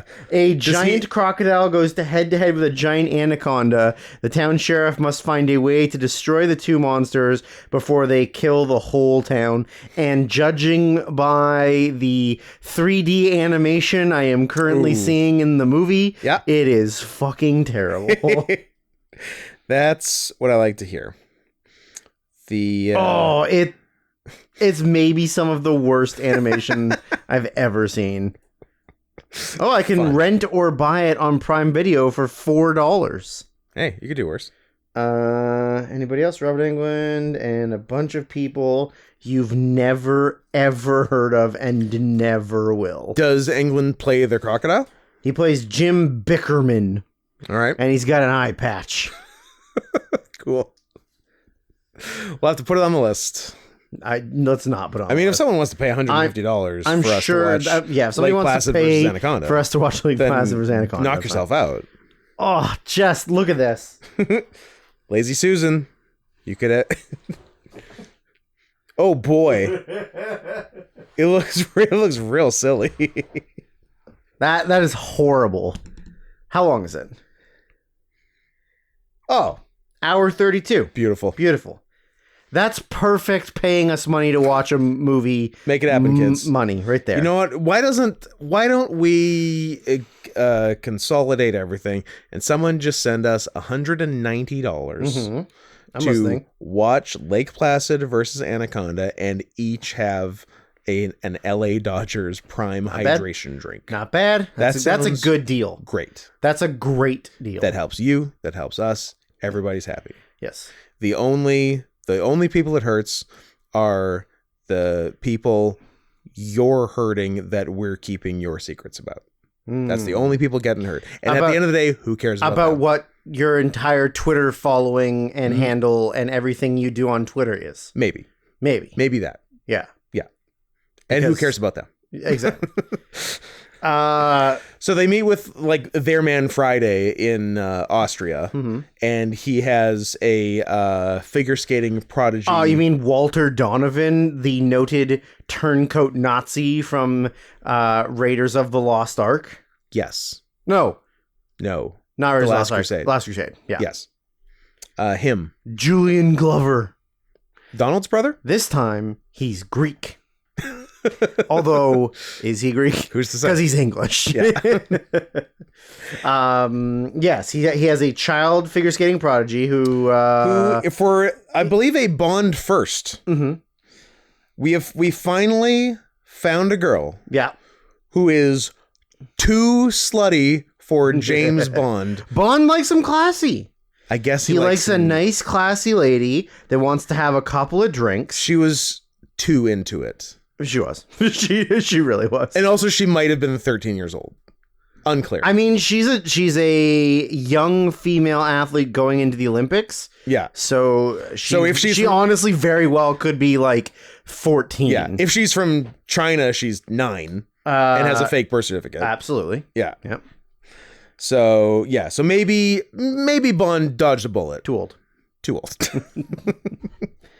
Yeah, she tries hard though. She wants Oh my the God. D bad, and he's like 65. Yeah. He's an old man. He's a man of a certain age. And she is a woman of not much age. Yeah. But I think Roger played this right. I'm gonna. Which one is she? So if someone is billed as a figure skating slut, No, she had a then, name. She had a name. Liesel? Though from Sound of Music. Yeah. But yeah, that might actually be her name. She's straight up dead. Nah, She- too old. It's not her. No, Lisa's someone else. Melina. That sounds. No, that's the. No, that's from Mortal That's the Kombat. assassin girl. Yeah. I don't know, man.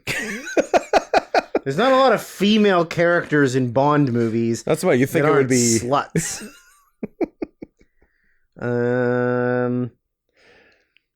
Well, it's certainly not Desmond Llewellyn. I don't think Q is the young slutty girl. I think it's Lynn Holly Johnson as BB, who is not dead. She was born in 1958. Okay. Oh, there she is. She's turning 65 in just a week or two. So happy- happy birthday to Lynn Holly Johnson. So, how old was she when the movie was made? Great question. That would put her, she's born December 58. So we're filming this in 22. That's too old. Too old. And she is, she's a legit ass Figure skater? figure skater. Okay. She's the star of Ice Castles. I don't know what that is. Is a figure. Is that the one where her and a hockey player do ice figure skating? Yeah. Yes. And yeah, okay. Then I do vaguely know what it is, but I've never. Is that the? Is that this one? An inexperienced yet naturally gifted ice skater makes a She goes spectacular debut. blind, right? I don't know. I think so. I think that's the deal with Ice Castles. Makes a spectacular debut in the skating world before encountering an event that could possibly derail her hopes and dreams. So yeah, I'm gonna assume That's the going It's that. blind. Yeah. And then the hockey guy, I don't know, yells out where the wall is when she's performing, so she doesn't do a triple axel Stop. into the fucking hockey glass. Tom Skerritt's in it. Is he the hockey player? He must be the coach, maybe. That probably makes more The sense. hockey player is Robbie Benson. Robbie Benson. Not to be confused with Scotty Henson. A good man. A gay man. Drew, there's He's the voice of the Beast in Beauty and the Beast. Benson? Like the OG. Oh. The animated movie. He's the Beast. That name did seem like vaguely familiar, but I'm like, where could I know Robbie Benson from? I don't know. He's the goddamn Beast. He's a voice actor for some. Such a sad ending to that movie. Why? Because the Beast doesn't get to unload? You know what? Sad in two ways. Beast doesn't get to unload, and he turns back into a boring guy. Yeah, that's true. He was like a cool furry before. She doesn't even take the knot. Yeah. I mean, it's not a very naughty movie. it is not a naughty movie. I'm assuming the original Grimm fairy tales version of it, they have like full animal sex, full penetrative animals. Honestly, maybe. Like I guarantee. Yeah. What else is going on in this fucking movie? Roger Moore loves going skiing. It's his favorite pastime. He likes going skiing when guys are shooting at him. Second extended skiing scene in 3 movies. Yeah. Yeah. It is. So they just do that again. Oh, and like the and it felt like some of it was the same footage, even though it wasn't. I know. But you're like, I've seen that before. Yeah, so and BB is also sweet on the East German biathlon champion, who is also a spy and assassin and an assassin, and like yeah, everybody is, because he's one of the guys shooting at Bond when he's going skiing. Like in the Bond universe, every it's like kind of a John Wick. Every walk of life, yeah, has like a secret assassin in it. Yes, like you go to the international ping pong championships. Yeah, one of the greatest ping pong players in the world. Yeah. Is also a secret assassin 100%. And has been his entire life. The only sport named after its inventor, ping pong. But yeah, like they're ping pong Stevens. They're a high level thing in their field. Yes, but also a murderer. It's very fun. Yeah. This gets into some real like Stephen King lamp monster shit. What if Bond was attacked by a bunch of hockey guys? And so he was. A deal was struck. There was some very good like silly hockey stunts in that though. Yes. Especially for being like the late 70s, early 80s. There was some pretty fun stuff there. Yeah. I'm guessing someone had just watched Slapshot and got mixed up. Because what's that, 79? Yes. Yeah. Then there's the requisite Bond in a casino scene. Of course. I would have bet you goddamn money. Do you remember like the other guy at the table with them who like got fucked on a bet or something? He had a silly name. Bunky, I think was his name. Yeah. I would have bet you goddamn money that was Johnny Vegas. I don't know who Johnny Vegas is. He's like a short, stout, always seems a little bit drunk guy on QI a lot. Oh. He looked so much like him, but Johnny Vegas would have been 10 years old when this was made, so it's probably wasn't him? Not him. It was some guy named Paul. But I'm like, damn, that is guy named Paul. But he was the spitting image, but I'm like, nah, the timing doesn't line up. Did you notice who was in the movie? And it was his first on-screen film role. Roger Moore as one of the goons. Oh, who had a Charles Dance? I do remember seeing Charles Dance in the credits. Yeah, he was one of the random Goombas. Way to go, Tywin Lannister. Yeah, gonna get murdered by a midget. Spoilers. Whatever. If you haven't watched it by now, was he on the toilet? He was on the toilet. Nice. And a little man shot him with an arrow. Same way they got Elvis. Exactly the same way they got Elvis. Right through his goddamn heart. One of the Oompa Loompas from the Gene Wilder Charlie and the Chocolate Factory murdered Elvis in 1977. Not a lot of people know that. They don't. It's not spoken about. Then we got fucking sharks in this movie too. I'm like, this is... Yeah, I mean, come on. What are you doing here? You already had the secret tank of sharks. This is where I wrote, is there any new footage in this movie? No. So slutty skating girl's dad turns out to be the real bad guy. I think it's Coach, not Dad. Because I think at one point there's an implication. No, Coach is the woman. Oh, but I think he's still like also a coach or like manager or business manager, maybe uncle or some shit, or like I don't know, but he like because there's he's not her dad. I guess she says at one point like you want to like be that's with right. Me he also wanted to fuck her. Yeah, or she thought he did. Yeah. I don't think he actually did, or at least it wasn't that like. Well, everyone sort of wanted to, but then she's so desperate, it's a turnoff. I mean, and also the fact, like, everyone's a pedophile. So Also, everyone's the whole world is pedophiles. Yeah. This podcast is hosted by at least 2 pedophiles. Minimum 2 pedophiles. Yeah, so yeah, because they talked to him and he sent them on to the bad guy Columbo, played by Topol. One name. That's all you need. Very cool. You don't but need 2 names. He turns out to be cool. Yep. And the guy, her uncle, coach, dad, manager, lover, Uncle Coach Dad. he's the bad guy. Yes. And so then we got to go. Topol. Topol's cool. Oh, we just lost him. Did we just lose Topol Oh, today? he's also Palestinian. Oh, pour one out. He died in guys. 2023. Damn. Age, but it didn't live as Was long he as also Kissinger. nominated for, what did that say? He was nominated for a goddamn Oscar. Sick. For this? I mean, sure. Best actor in a leading role. Lead actor. Fiddler on the Roof, 1972. Damn, playing against type as a Palestinian. What range? What range? He was died in March damn of Alzheimer's. sad. He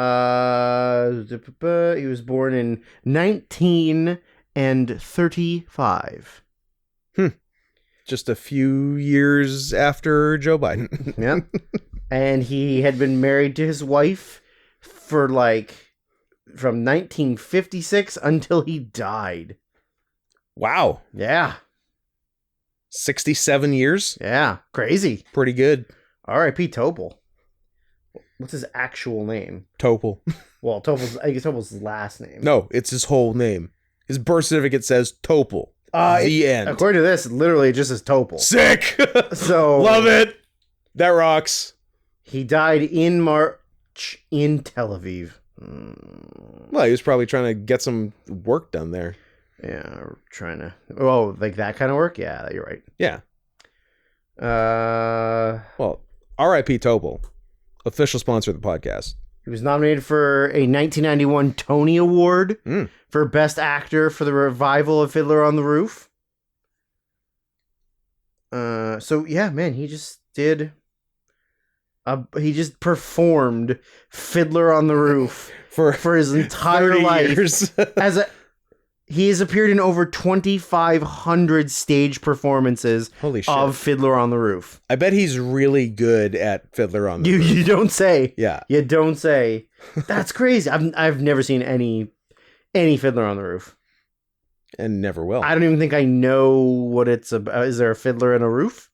Is there also a cat on the Haunted Roof? I think Are those the same universe? I think different roof. I think that is not a shared roof universe. Pre-revolutionary Russia, a Jewish peasant with traditional values contends with marrying off 3 of his daughters with modern romantic ideals, while growing anti-Semitism sentiment threatens his village. Directed by Norman Jewison. Classic. 3 hours! Jeez. How do you expect me to sit through a 3-hour movie? I'm not doing it. Not gonna Sorry, do it. Flowers of the Killer Moon. Not Close. doing it. Not doing it. Marty, do better. You still got to see The Irishman. I'm not going to see any of his fucking movies. I'm not wasting 3 hours of my day watching a movie. Apparently this I'll waste 4 hours of my day watching 2 movies. but not watching one 3-hour movie. No. The from all reports, it is not as good as The Irishman, but every bit as long. If that's a selling point to you. Do you want to know what Topol's real legal government first name was? Chaim. Damn. Chaim Topol. Welcome to the all Chaim Topol episode of the podcast. How about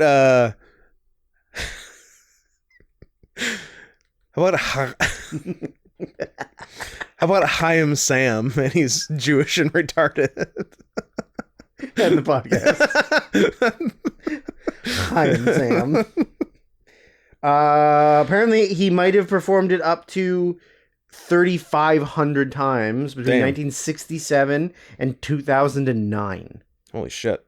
42 years of fiddling on roofs. That's crazy. Roofs. Roofs. So he's put in his 10,000 hours. He is a master of his craft. Yeah, nobody's mastered a craft more than him. And being a cool bad guy, actually good guy. Yep. In Bond. So yeah, then we go and fucking deal with do you know why he can't be a bad guy? Because he's Palestinian. He's Palestinian. Palestinians never the bad guys. Okay. Then we get the church confession scene where someone's gonna shoot someone that Bond doesn't want to be shot. Oh wait, am I No, I'm conflating this with Boondock Saints, which also had a confession scene.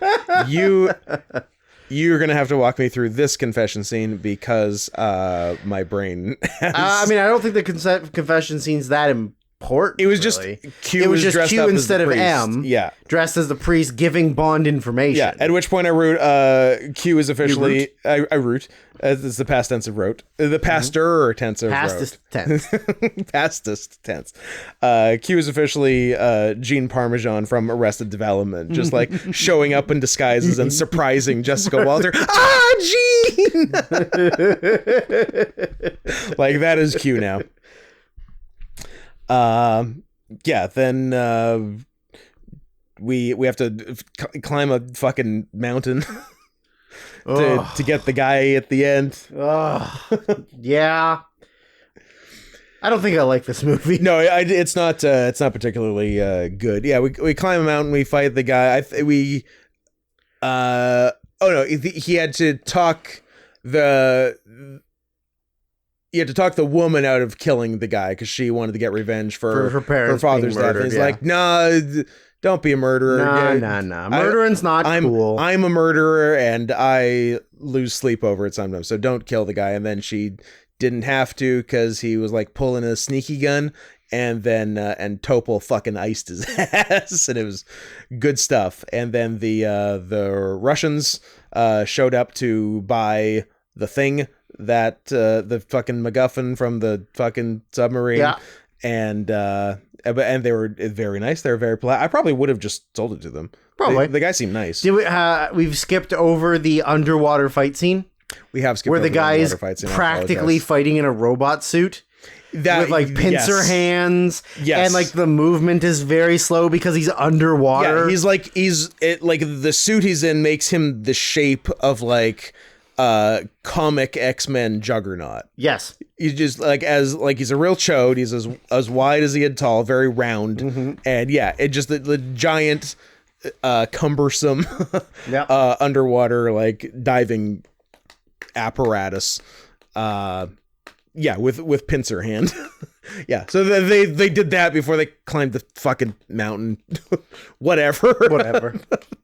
And then, yeah, Russian guy shows up. Russian guy who's just been, like, hovering in a helicopter, waiting for the action to die down. Hours. He's like, I'm going to let this calm down before All right, wrap it up, guys. Yeah, so they wrapped it up, guys. Russian guy shows up. Wrap it up, B. Bond sort of acts like he's going to give it to him and then does it like a real dramatic discus throw of the device over the cliff. That was good. So that was pretty cool. And then he fucks the girl and it's the end of the movie. Has sex with a child? Yes. No. Oh. He never has sex with a child. Sorry. He has sex with the of-age Greek woman. I think you made the wrong decision. I think he did too. Which brings us to Octopussy. As I said, the real name of a movie. A major Hollywood picture. You got tagged in a very funny thing, but did I? Well, we can't. I don't know if it's. Let me see. What, is it the one from I believe Nick S? Yeti not the cooler. I'm sorry if you're not Nick S, but I think you are Nick S, or you're Zach. You're definitely Nick or Zach. You're Nick or Zach. This much. Not Brian. We know for a fact not Brian. Yeah. I can probably tell pretty quickly who exactly is who. It's Zach. Apologies to Nick. Nick is just Nick. Yeti is Zach. We did it. Here's the problem. 4-letter names. Yep. Autism. It fucks with me. So what do we have here? He's quote tweeted, listen to Juliana Margulies go on an absolutely unhinged rant against black people for supporting Palestine, claiming Muslims would play soccer ball with the decapitated heads of black queer people if they could, and saying she knows better as someone who played a lesbian on TV. And Zach has quoted this, tagged me, and said, "The Good Wife, am I right?" Huh. Well, add Emmy nominee, probably winner, Miss Margulies, to the list of people that aren't being so cool about this Middle East conflict. Yep. It's put her in the Noah Schnapp pile. Yeah, it's real fun to see people's colors come out when they're like, don't educate yourself about the issues. Yeah. All I know is they're brown and Muslim. All I know is they're brown and Muslim, and I've been in Hollywood for a while and might have been only getting kind of one side of the story. Yep. And I guess at the end of the day, I know where my bread is buttered, so that's why I'm saying this stuff. But also, I feel like even if you didn't want to anger business daddies, you could also say nothing, and then you have the added benefit of keeping some self-respect. Mm-hmm. Yeah. But also, what yeah. do I know? I mean, it also depends how much you want to keep your job. Some of them, look, it's too bad about some, like Sarah Silverman. That's a bummer. Great tits, though. Great tits. But yeah, it's too bad that the mouth is so close to the tits, and I have to listen to what's coming out of that. Who else? I think Jesse Klein was bad too. I mean, it's all people with all the last names you would expect are the ones who are saying things that are a shame, that I wish they weren't saying, because I like them otherwise. Except Amy Schumer, who can go fuck herself. Octopussy, what's going on? Oh, I tried to guess what it was about in the first 3 seconds. It's a woman with 8 pussies. No, from seeing that's what I would guess from the title. But from the first 3 seconds of footage, Fidel Castro is running some sort of horsey scam, wherein somehow both Moscow and New York get nuked. Okay, I didn't quite get it. You were close, but I wasn't bad. You weren't that far off. Partial credit. You weren't that far off. Yeah. So Roger Moore is conservatively 75 years old in this movie, and this isn't even his last. No, he's looking very. This weathered. Makes me excited for A View to a Kill. He's very weathered in this. Yeah. We do get a fake horse butt in the cold open. Pretty cool. Just show a real one. Cowards. Hey, Albert R. Broccoli, if you're listening. If you're listening to the podcast right now. How about some real ass horse pussy next time? Some hussy. Come on. Yeah. Yeah, so there's what was our cold open? The setting was very confusing because it's a bunch of Fidel Castro types. Yeah. Who have, like, I don't know, a weapons manufacturing place next door to a horse show? Yeah. Like, you're not, yeah, that's accurate. Is that what's happening? Yeah, kinda. Yeah, so the Bond goes in and then just, like, really quickly gets captured, but luckily they don't even bind his hands or anything, and just put him on a truck. Yep. And then the bitch he's with drives up beside the truck and distracts the Fidel Castros with her tits, and then Bond just stands up and punches them because he's not restrained. Yeah, exactly. In the least. Even a little bit. Even one bit. And her car is pulling a horse trailer with what we would be led to believe is a real horse butt. Yes, some sick ass pussy. But once they dispose of that and did whatever they were supposed to do, I guess that comes after. They dispose of the guys who took him, and he bids her adieu, climbs into the horse trailer. It detaches from the car. She drives off in the sunset. The now weird to find fake horse butt is raised, and a goddamn airplane Yes comes out of the horse trailer, which he drives toward the people chasing him, and then takes off and then flies around, and then they shoot a fucking heat-seeking missile at him, which he tries to evade for a while. Stupid. And then flies through the weapons manufacturing factory as they're closing the barn door at the last second, which I feel like this was a scene in Mad World, basically. Yeah. I'm like, I've seen this before. And so he gets through the door, the missile doesn't, and kills dozens of innocents. Dozens of innocent Fidel Castros. So that was a cold open. And then we have the opening titles with the song Octopussy. Nope. Octopussy. Nope. Fucking which pussy all-time high. Will I fuck? 8. Am I doing this to the song of Gilligan's Isle? Yeah, I mean, I don't know. How do you write Octopussy? If you can't write the song Octopussy, don't make the movie Octopussy. You're right, yeah. Come on. Name it something else. I don't want to hear fucking All-Time High by Rita Coolidge. Calvin's granddaughter. Actually? Don't know. I was going to say, I don't even guess. I don't know who she is. I mean, literally every person in show business since 1955 is a Nepo baby. So I would believe that she was President Calvin Coolidge's granddaughter. Rita Coolidge. She got where she is somehow, and it's not talent, because she didn't even sing Octopussy. It would appear as if... Please, I'll be... She looks married to Chris Christopherson. She looks kind of black, so she might not... She had romantic liaisons with Stephen Stills and Graham Nash. Ooh. Two-thirds? Yeah. 2/3. Yeah. Or one half if we throw Neil in there. Yeah, which we have to, because Neil's amazing. Of course. Man, she got around. She was a hooah. She also like professionally didn't do a ton besides this fucking Bond song. Yeah. She banged Joe Cocker. She took Joe's cocker. Nice. She was married to Chris Christopherson for 7 years. They have a daughter. And she married a Japanese. Dirty knees. Look at these.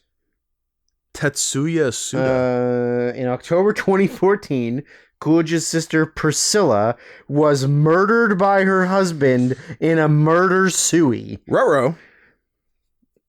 The pain of that loss was exacerbated when her sister's ashes were delivered to her home and she had to dispose of them. That's a strange thing to put in the Wikipedia. Well, I don't know. The pain of that loss was exacerbated when Siebert's ashes were delivered to Rita's home and she had to dispose of them. Yeah, it's probably a bummer. But why did you need to dispose of them? When your sister's ashes are delivered to you. Okay. Like, I'm going to be sad when my sister's ashes are delivered to me. Oh, it's funny that you think you're going to outlive your sister. 100%. Although, horsecock.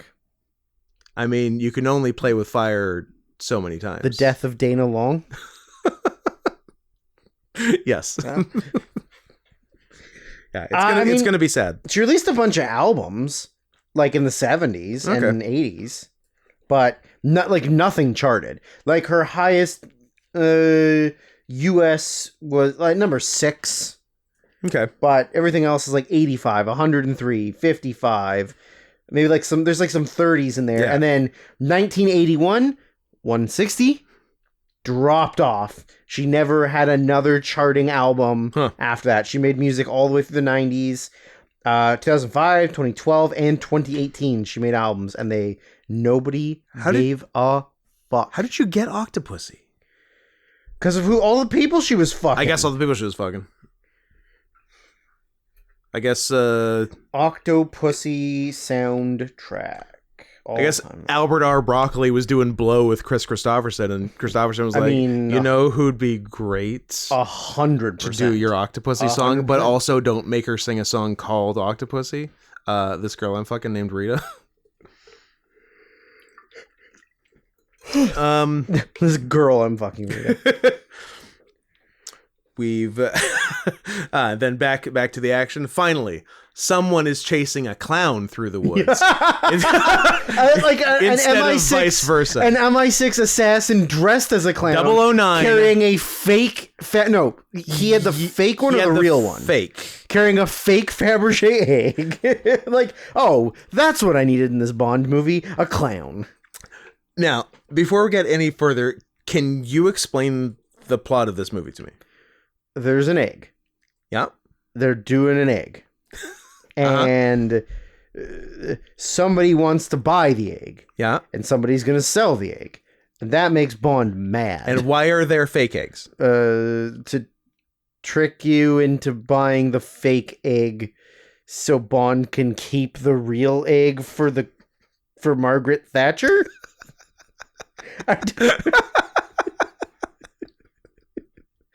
That is as good an explanation as any. I have no idea what the plot of this movie is. I don't know. There are Fabergé eggs. There are fake Fabergé eggs. And there's weapons. Middle Eastern people. Yeah. Who are bad. And they're in India, not the Middle East. Yeah, exactly. I mean, there's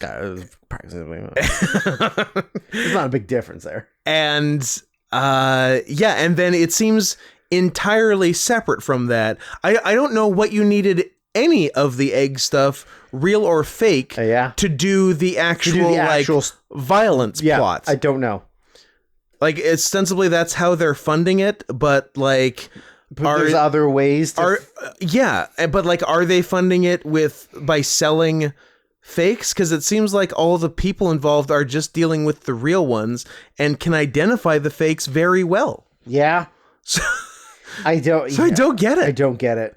Because like the way Bond gets onto the guy at first is he goes to the auction where the guy is bidding on the real Fabergé egg, and then Bond Bond gives new fake M a heart attack by bidding, I don't know, the Queen's money. Yep, the crown. Up to he literally is going to do a trade 1-for-1 the crown for the egg. Yeah, up to £500,000, which used to be a lot of money.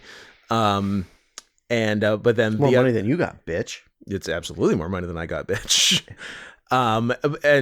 Before Bond makes his last bid, or maybe before he refuses the last bid, he like wants to look at the egg, and they just like give, like, I don't know if that's how auctions for really expensive things work. They just like let you handle the thing a bunch, handle the thing enough that you can replace it with a fake, because that's what he does. Yeah. He replaces it with a fake in an effort to finish my sentence. Why does Bond do that? I even remember how he explained it, and it doesn't make sense. Because he's like, country. He's like, this guy usually sells stuff, but now he's buying stuff, and the fake will smoke out a real collector, but I think it won't smoke out him because he a bitch. But also, none of that matters because I'm just gonna go get cheated at backgammon by him anyway. Yeah, with loaded dice. Yeah, I'm kind of, I don't know, baffled by it. I don't know. Like it's so convoluted and so unnecessary, and literally not even convoluted. Like literally doesn't make sense to me. Like I can't logically explain. There is no logical explanation what the plot of this is. No. But anyway, that's what's going down. Also, we have a hot new Moneypenny replacement who very rudely is replacing Moneypenny in front of Moneypenny. Yeah. She's still there, but the new hot one is also there. You're old and ugly. Yeah. She's in, you're out. Yeah, and they both want to smash Bond so hard. Well, I mean, Moneypenny wants to smash Bond in every fucking movie. I really do enjoy Bond's relationships with both Moneypenny and Q. I think they're the two most charming things in at least Roger Moore Bond movies. Yes, I agree. There it is. That's the one. I feel better now. But I also feel kind of bad because I've eaten no food today and it's night. Well, listen, man, you had the opportunity and driving was boring. Driving was boring. Although we did get to see, did get to see, in theory, a dead person. Probably, yeah. There was like a full T-bone at a major intersection. And it didn't look great. What else is going on? I guess I was just quoting new fake M. James, can we go to one auction without you trying to fuck? So then Kamal Khan, classic Indian name, of course. I get to that shit later. Bond tracks him down through means unexplained. But like Khan, until Bond starts fucking with him, leads like a pretty cool life. Yeah. Like, how sick would it be to just sit in a nice restaurant all day, openly cheating at backgammon for thousands of dollars? That sounds pretty sick to me. It's awesome. So yeah, he like totally fucks a guy with like obviously loaded dice. Yeah. And then Bond plays him for oh, look at that. 666 or whatever. Bond plays him for 200,000 rupees, which I think is like $87. It's a lot. Yep. And Bond's losing unless he can roll double sixes of his own. And he uses the player's prerogative. Yeah. And because apparently you're allowed to roll your opponent's dice, and he does, and he wins, and good for him. Oh, and got him. And now noted Indian Kamal Khan is mad at him. And and Bond also just like put the real Fabergé egg that he took when he switched them and Kamal bought the fake, puts that and his balls on the up his ass backgammon table and is like, hey, maybe we can what hey, about, if you think some of this? If you think I'm not good for the money, how about this motherfucker? How about one of these? Some of these? Not to get off topic, but there's a Gavin Newsom and Ron DeSantis debate happening right now. Wow. And Newsom apparently said something incredibly funny and like very true, that I guess him and DeSantis were arguing on things, and Gavin Newsom said, there's one thing in common that we both have. Neither one of us will be the nominee for our party in 2024.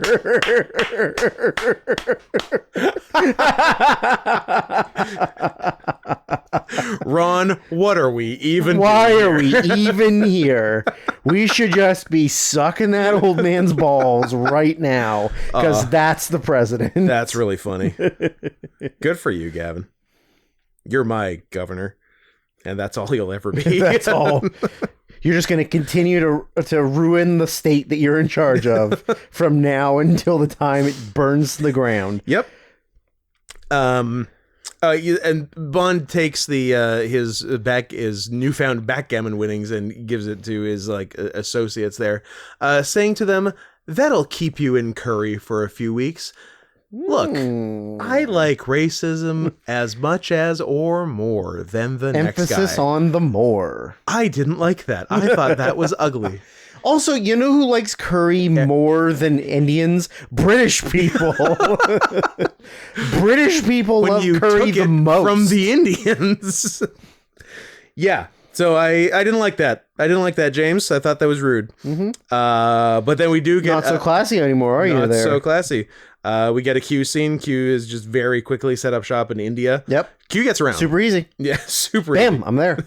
Apparently we have LCD TVs in 1983. Yeah, what the fuck? Pretty cool. I don't trust that for a This is literally the opposite of the fucking Microsoft Paint in the last movie. Yes. Like, that one was stupid. This was like, whoa, really? Yeah, you're like, what year is this? Is this Minority Report? Like, you guys are kicking ass in this one. Yeah, and they were doing a lot of Fabergé eggs and not a lot of anything else for a while, and I'm like, they're not going to tell us the actual plot until like 90 minutes into the movie, are they? Nope, they are not. Kind of didn't. They are not. Then it's a lot of chasing Bond through various Indian locales. Indian-looking locales. Yeah, so I'll say it here. Well, and later we get sort of a harem type situation. That's not what I thought you were going with. But okay. No, like I feel like nobody involved in the making of this movie has ever been anywhere in Asia. No. Like, there's a lot of distinctly non-Indian aesthetics going on in India. Like, guys named Khan. And like a clear like a Middle Eastern harem vibe. Yeah, well, I feel like they were supposed to be Middle Eastern and not Indian. Why are they in fucking India? Because it's cheaper and safer to film in India, although it probably wasn't even filmed in India. And it was also like the bad kind of harem, because like there was no, it was like a harem, but there was no man to keep them in check. It's anarchy. It's like two women flying the plane. It's like dogs watching horses. It's like horses watching it's dogs. Horses watching dogs. And we can't have it. Yeah, it's the whole thing's a mess. So we get an urban Indian. Every time I say Indian, just assume I'm doing air quotes. Yeah. We got an urban Indian chase, and also pointing at the dot, not the feather. Yeah. We got a jungle Indian chase scene. Do we have a tiger? You bet your ass we have a tiger. Does he sit like a good boy like Seb does? Yes, he does. Yep. It was great. Yeah, Bond got spooked by a tiger, then said sit, and he did. Because that's what tigers do. I mean, Seb does, and he's part tiger. That's true. Why? Because you put your DNA in him? What are you asking me? You are too quick to answer that. That is concerning to me. Look, I'm sorry. You're asking me if I've placed my DNA inside Seb's body? Allow me to quote fellow internet YouTube influencer Shane Dawson and say, wait for it.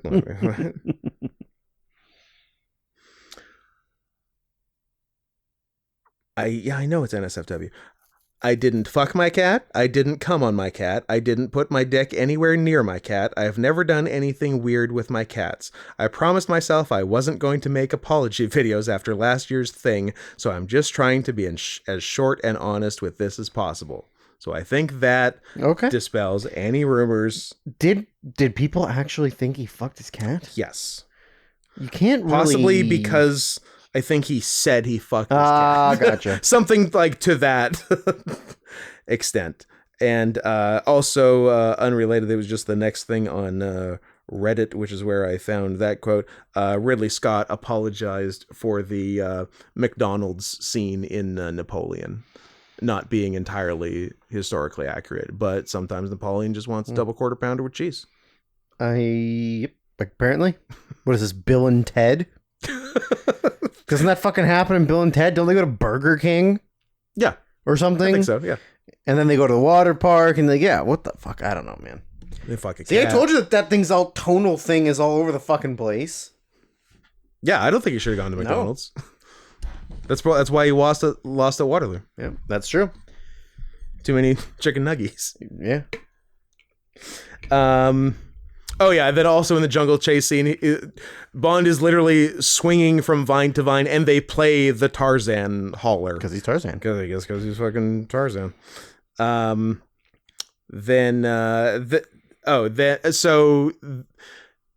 the person at the top of the jewelry smuggling, I guess, ring is Octopussy. Yep.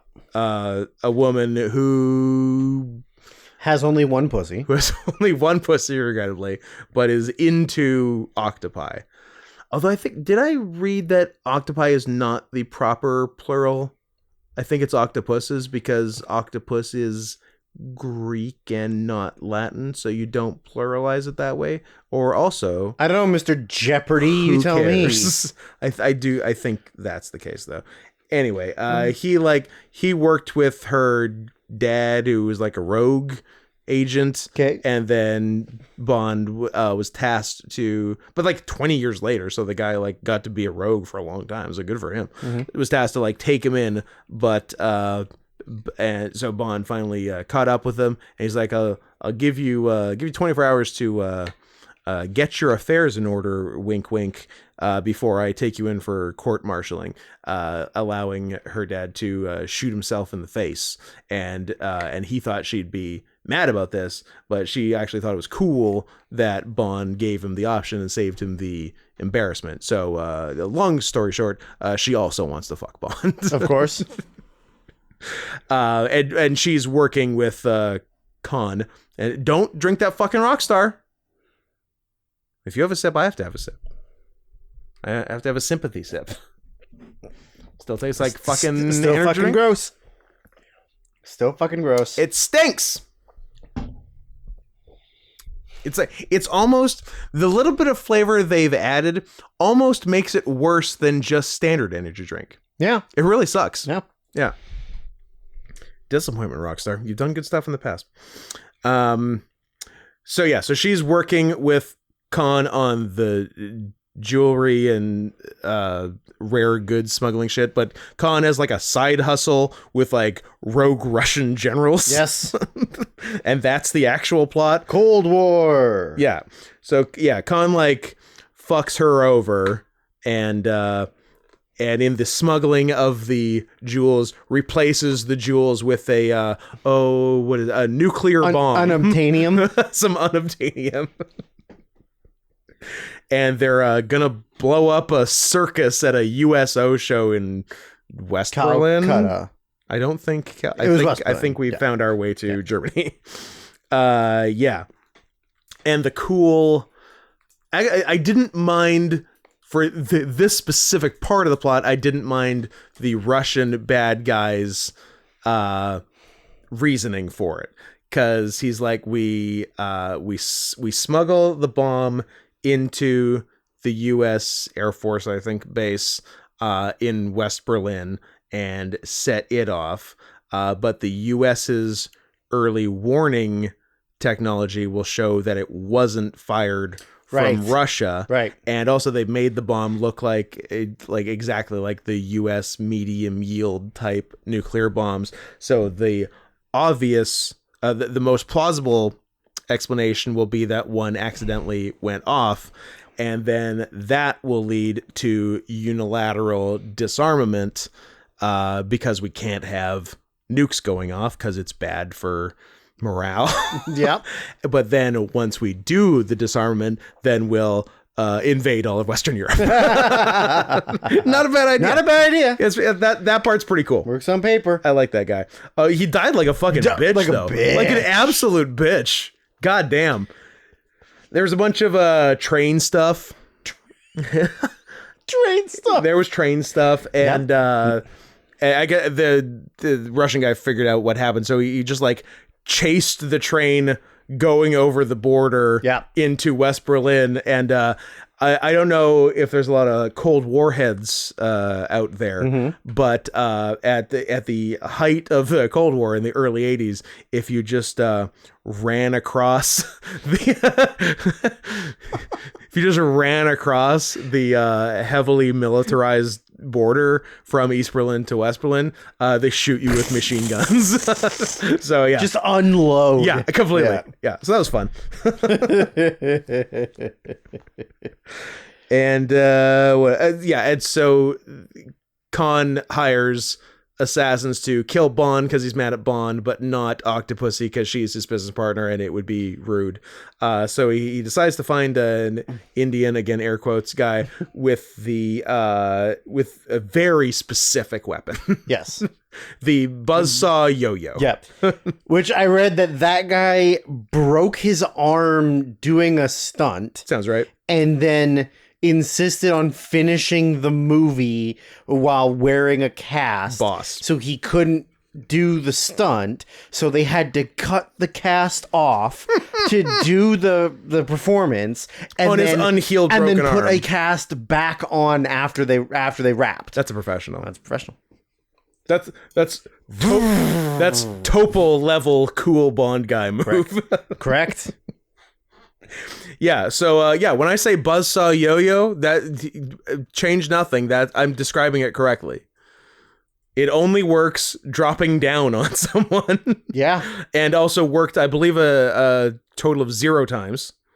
Oh, I don't know about that. Did it get someone? No, it was 0 times. No, he didn't get anyone. I'm like, wait. It was 100% 0 times. So that was that. And earlier I wrote down all caps with exclamation marks. You're not M. You're Admiral Hargreaves from the old Bond. And they just made you M. You're N. They should have made him N. We need a worse word for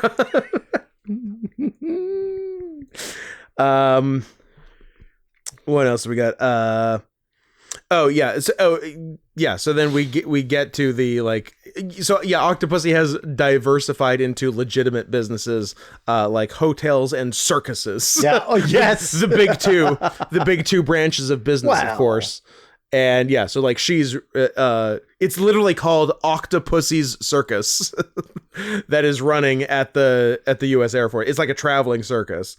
And because if there's one thing I know about USO soldiers is that they love circuses. love it. It's your favorite. What they really want is, instead of Bob Hope or slutty women, is stinky ass elephants. Or in a perfect world, slutty Bob Hope. Well, depends on who you're talking to. What are you doing with that golf club, Bob? Where are you going to put that? Oh my God! I do like that for the circus scenes, for 2 separate ones, they could not find a woman who could juggle more than 3 things. No.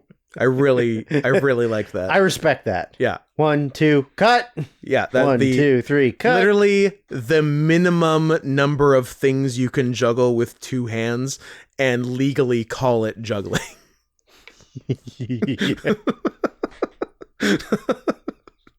You can't juggle less than 3. No, you can't. I've always been told that if you can juggle 2 with 1 hand, you can juggle 3 with 2 hands, and I am living proof that that is not the case. No? I can juggle 2 with 1 hand fine, but I have not wrapped my head around the 3. Oh yeah, three's challenging for sure. Yeah. But I understand like the premise of 2 with 1 hand. I can do that okay. Yeah. But adding another hand, add another ball? Nope. Not happening. No. What else? So we have like the climax at Octopussy's palace. Yep. The Pussy Palace. The Pussy Palace, where the assassins are coming in to get him, and then there appears to be just a brief 12-hour gap in the climactic fight where it goes from night to day. Yep. I don't get it. They were poor time management. Really, like And really they were like, poor time management. Shit. Well, fuck it. Because like Q and Bond show up in a goddamn Union Jack hot air balloon Yeah. to the palace. Yeah. Let's be clear, at night. Yeah. And then there's a fight in the palace at night. And then Q's their eye in the sky, and he's like, here's Khan and Co. getting away. And then cut to Khan and Co. getting away in broad ass daylight. And then now it's just And day. now it's just daytime. They fought Yeah. so long. Times changed. Yeah, that was weird. Khan tries to get away in an airplane, and I will say, whatever airline whose logo has a tiger holding a saber, that's what I'm flying. Yes. Big fan. My final note is train fight and plane fight. Big day. Big day for autism. Yep. So Bond spends most of a small plane's flight on the outside of it, ends up okay. The guy inside of it, dead. That's killed how by good Bond Blofeld. is. Killed by Blofeld. And he goes to the circus dressed. I guess this was the plane's the last thing. Goes to the circus dressed as a clown. and stops the bomb. Everyone's pretty happy about that. And but hurts himself with the plane crash.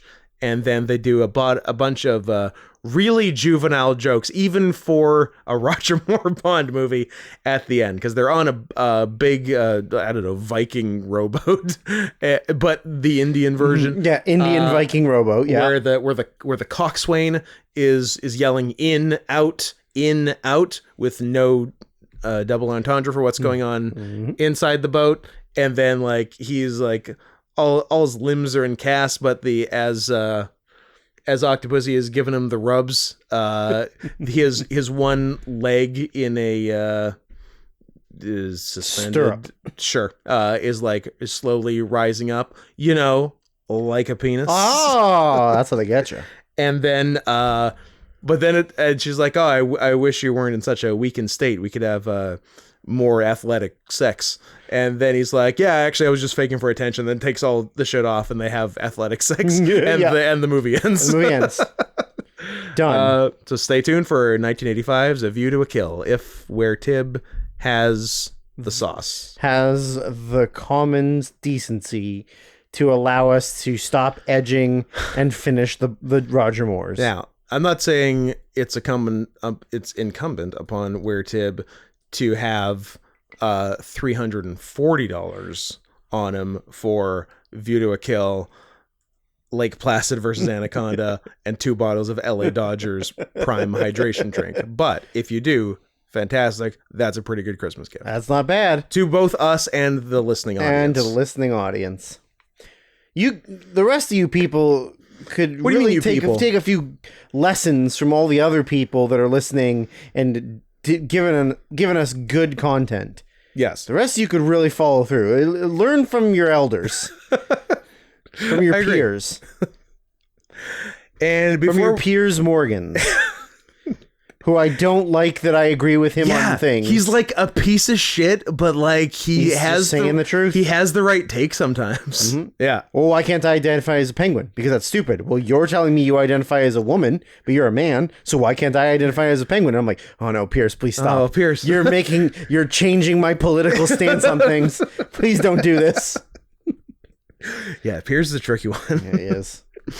So before we go, P.S. Also, Newsom called out DeSantis on being a bitch ass who listened to science and wore a mask.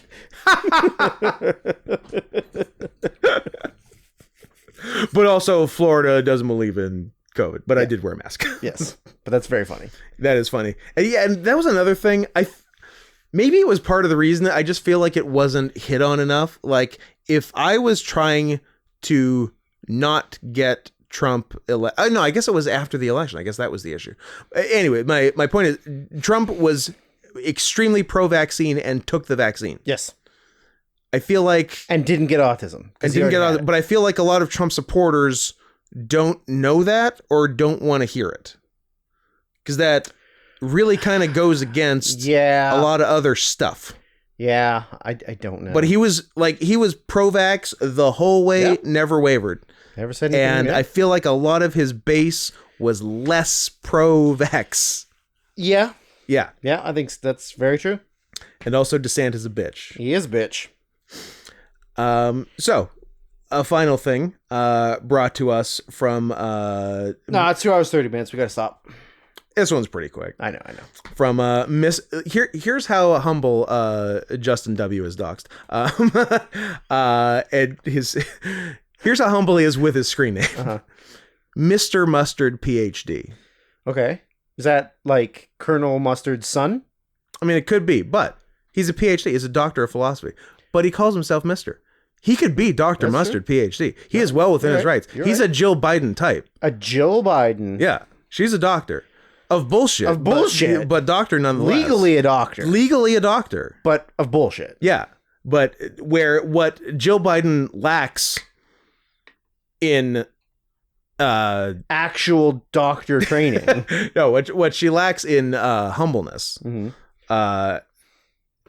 Mustard makes up for in spades. Okay. So what I'm saying is good for you. And humble. message, I'm so humble. Message sent with this. Hope your kitty feels better. Love you. Thank you. And he does feel better. And this is helping the giant fucking bill I paid for him to feel better. So thank you for this. So this is a YouTube, the Furry Crusades playlist made by YouTube animators. I think it seems like two guys. Yeah. Flash Gits, who someone in this. Don't mispronounce that word. Someone during the stream on a Sunday asked if I had seen the Flash Gits Warhammer furry videos, and I'm like, doesn't ring a bell. So this was recommended by the. I don't think I've seen all of them. I don't know if you have, but I have seen a couple of the middle ones because one thing specifically. Twig like, oh, I've absolutely seen this thing. Yeah. So the basic premise is there's a bunch of Warhammer dudes, although by a couple episodes in, they do start doing disclaimers that they are no way affiliated with Games Workshop or whoever. We are not affiliated directly with anybody involved in the making of Warhammer. But also these are Warhammer dudes. But also we are autistic and love Warhammer. Yes, and furries. And I do like the way it's framed, because the thing it's Warhammer dudes trying to fend off and kill the furry menace. Yes. And ostensibly the Warhammer guys are sort of the good guys. Yes. If you're looking at it from that way, yes, they are. Yeah. But the people making it are definitely furries. Like 1,000%. 100%. Yeah. So I like that is all very clear from watching it. So there were, when this was recommended, there were 7 episodes. However, the one's fucking worthless, but that's true. And actually, I think it's not actually counted as one, because I think they said number 7 is coming, and both the number 7 and spoiler, the one that went up today. Weird. Good timing, us. So weird. And we're saying it's like they knew. It's not like one goes up every week and of course there are decent odds there'll be a new one today. There have been a total of 8 in 4 years. One goes up every 6 months, and we hit it today. So you're welcome. But yeah, I think also today's is not part of the actual thing. But so the 6 actual episodes. And it's not unlike the what's the college humor furry force, yes. Furry. Why are you so sexy? Furries are definitely presented in a similar way. Yeah, but they're scum. In this, and I do, because I couldn't tell. I'm like, what are the furries supposed to be in this? Are they people in fursuits, or are they actual organic furries? We actually find out several which was kind of fun, and I liked it. So the first one is just sort of setting the... It's a virus. Exactly. A computer virus.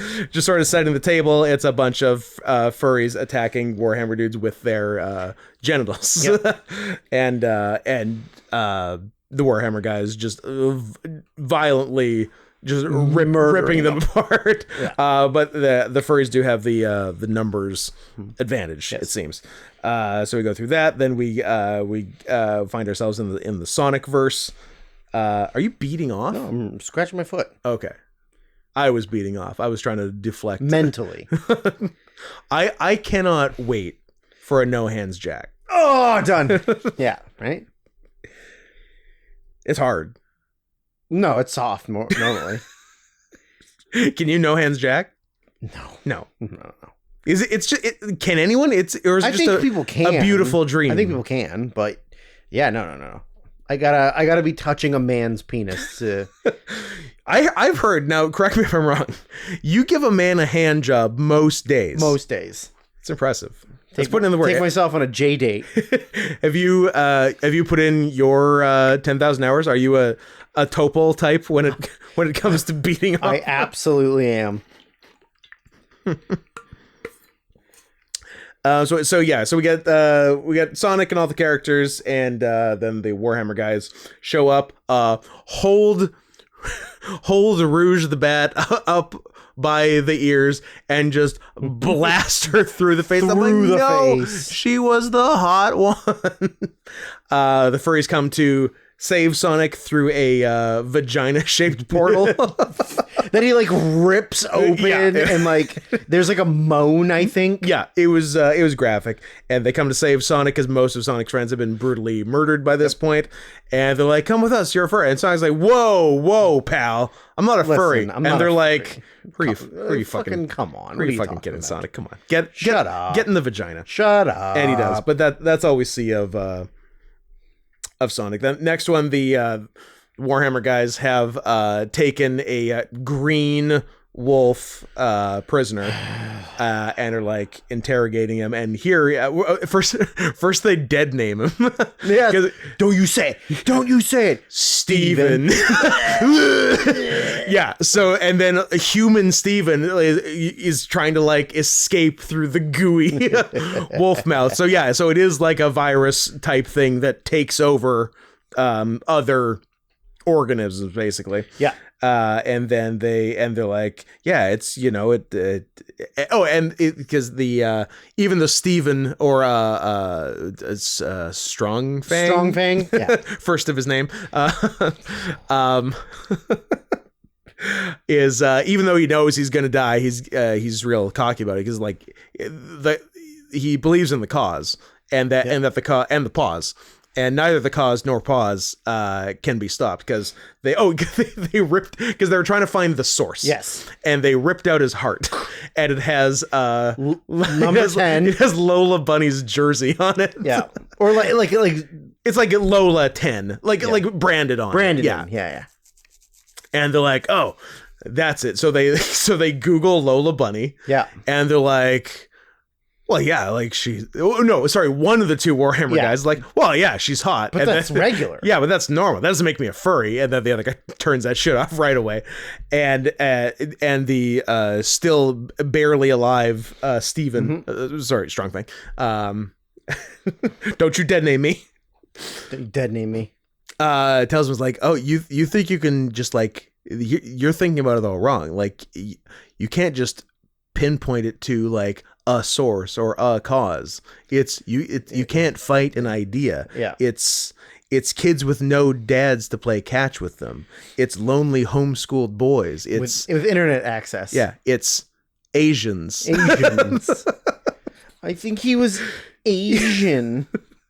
Yeah. So there was that. Then we get sort of a Roman Colosseum type thing where on the other side of the coin, a Warhammer guy has been captured, and they're having him fight their champion, the furry champion, and they're like, look, you don't got to fight. All you got to do is apologize. And that they had a list of things he called them, including anal moles. Petophiles, and Fergits. Although he did say later, you forgot furry tards, also, which is another good one. But I love the second. Anyway, it was here where I know. Oh, I've seen this Fergits thing before because we just thought our stupid friend Dave thought of that word, but turns out it's in the vernacular. On a future episode, I would like to say really mean things about Dave because it's very funny. It's a little bit funny. But anyways. Another day. And then so they have Warhammer guy fight their champion who at first just looks like a normal orange wolf because that's what color. Fucking oh, sorry. But then he like morphs into like scary werewolf with tentacles. Tentacles coming out of its back. And one's a rattler. One is a rattler. Yeah. And how does it... Well, then he gets the chainsaw and cuts them off. And then they all start double. growing double. Yeah. And it's very scary. And then he gets, Oh, he gets raped to death. It's sodomized. That's right. And then, then one is in theory, like, it's called Furry First Contact. So in theory, it's like a flashback to Warhammer guys' first encounter with them. And they're exploring this new planet. And there's this mountain, maybe. But it's shooting this goo out of it that's melting some of the Warhammer guys, and then once they get to the top of the mountain, they actually get a view of everything, and the planet is just one big furry dog. Yeah. And the mountain was a red rocket. Yeah. So they took their red rocket out of there and nuked the planet. Oh yeah, because they were saying like the planet is like separated from reality, like it can't. And then they slide down the mountain. Yeah, they run through a forest of fur, and they end up where they landed. The other team landed their ship, and they're fighting worms. Yeah, and it's worms at the butthole of the furry. Yes, and then the butthole opens and eats all of them except for the one that survives who gets away to tell the story. Yes, exactly. Oh, disgusting. Fucking disgusting. Yeah.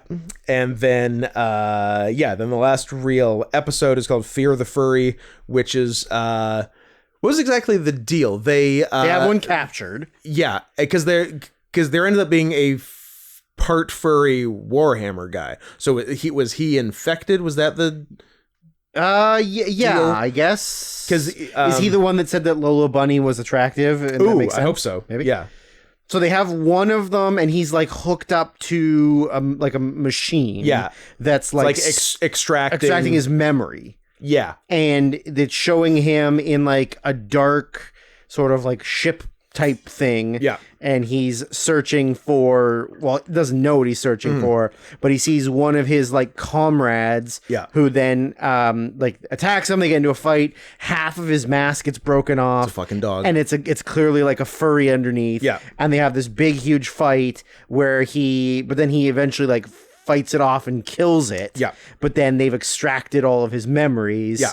And I think, is that it? That's sort of where, because that was the running thing through that episode was like the percentage of the extraction finishing, and then it hits 100 at the end. Yeah. Basically. There's two more things, one of which is put up today. Yeah. One was literally a commercial for t-shirts. Yeah. And then the other was a trailer for, I guess, their new actual series on some kind of TV or streaming, I guess. Yep. That it has Warhammer guys, but less Warhammer looking guys than these animations, because they really don't want to get in trouble. They really don't. And from what I could tell, no furries. Just children being abused. Yes. Which, don't get me wrong, fun, but I like a furry element also. In with my child abuse. Yeah. And that was the new one that went up today, called the Furry Bait and Switch. I assume the bait and switch being people expecting a new episode and getting a trailer for a different 100% thing. That's what it was. Yeah. So that was that. So it turns out I had seen some of this, definitely hadn't seen all of this. It's fun. And along with the trailer, so their new show, whatever it is, starts in January, and they also said the next episode is soon after that, but didn't want to commit to a date because who does? Who can? Exactly. In this crazy mixed up world, in this economy, forget about it. With this president, he's not my president. How about with this next president? He's not my president.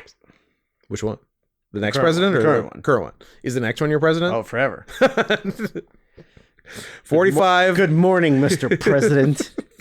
I've never seen. Look, I've served in one of the branches of the military. Yeah, which one? Which one is not important. Okay.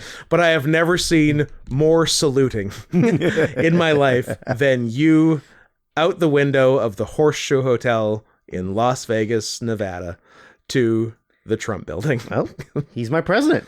45, respect. 47, forever. 40 ever. 40 ever. 4D chess. 4D chess. That's what he's playing. Stickles. Anyway, I refuse to try to think of something better than that to end on, because we're like 2:42 in, and that's plenty. And Drew's doing little chipmunk noises, so that's our cue to leave.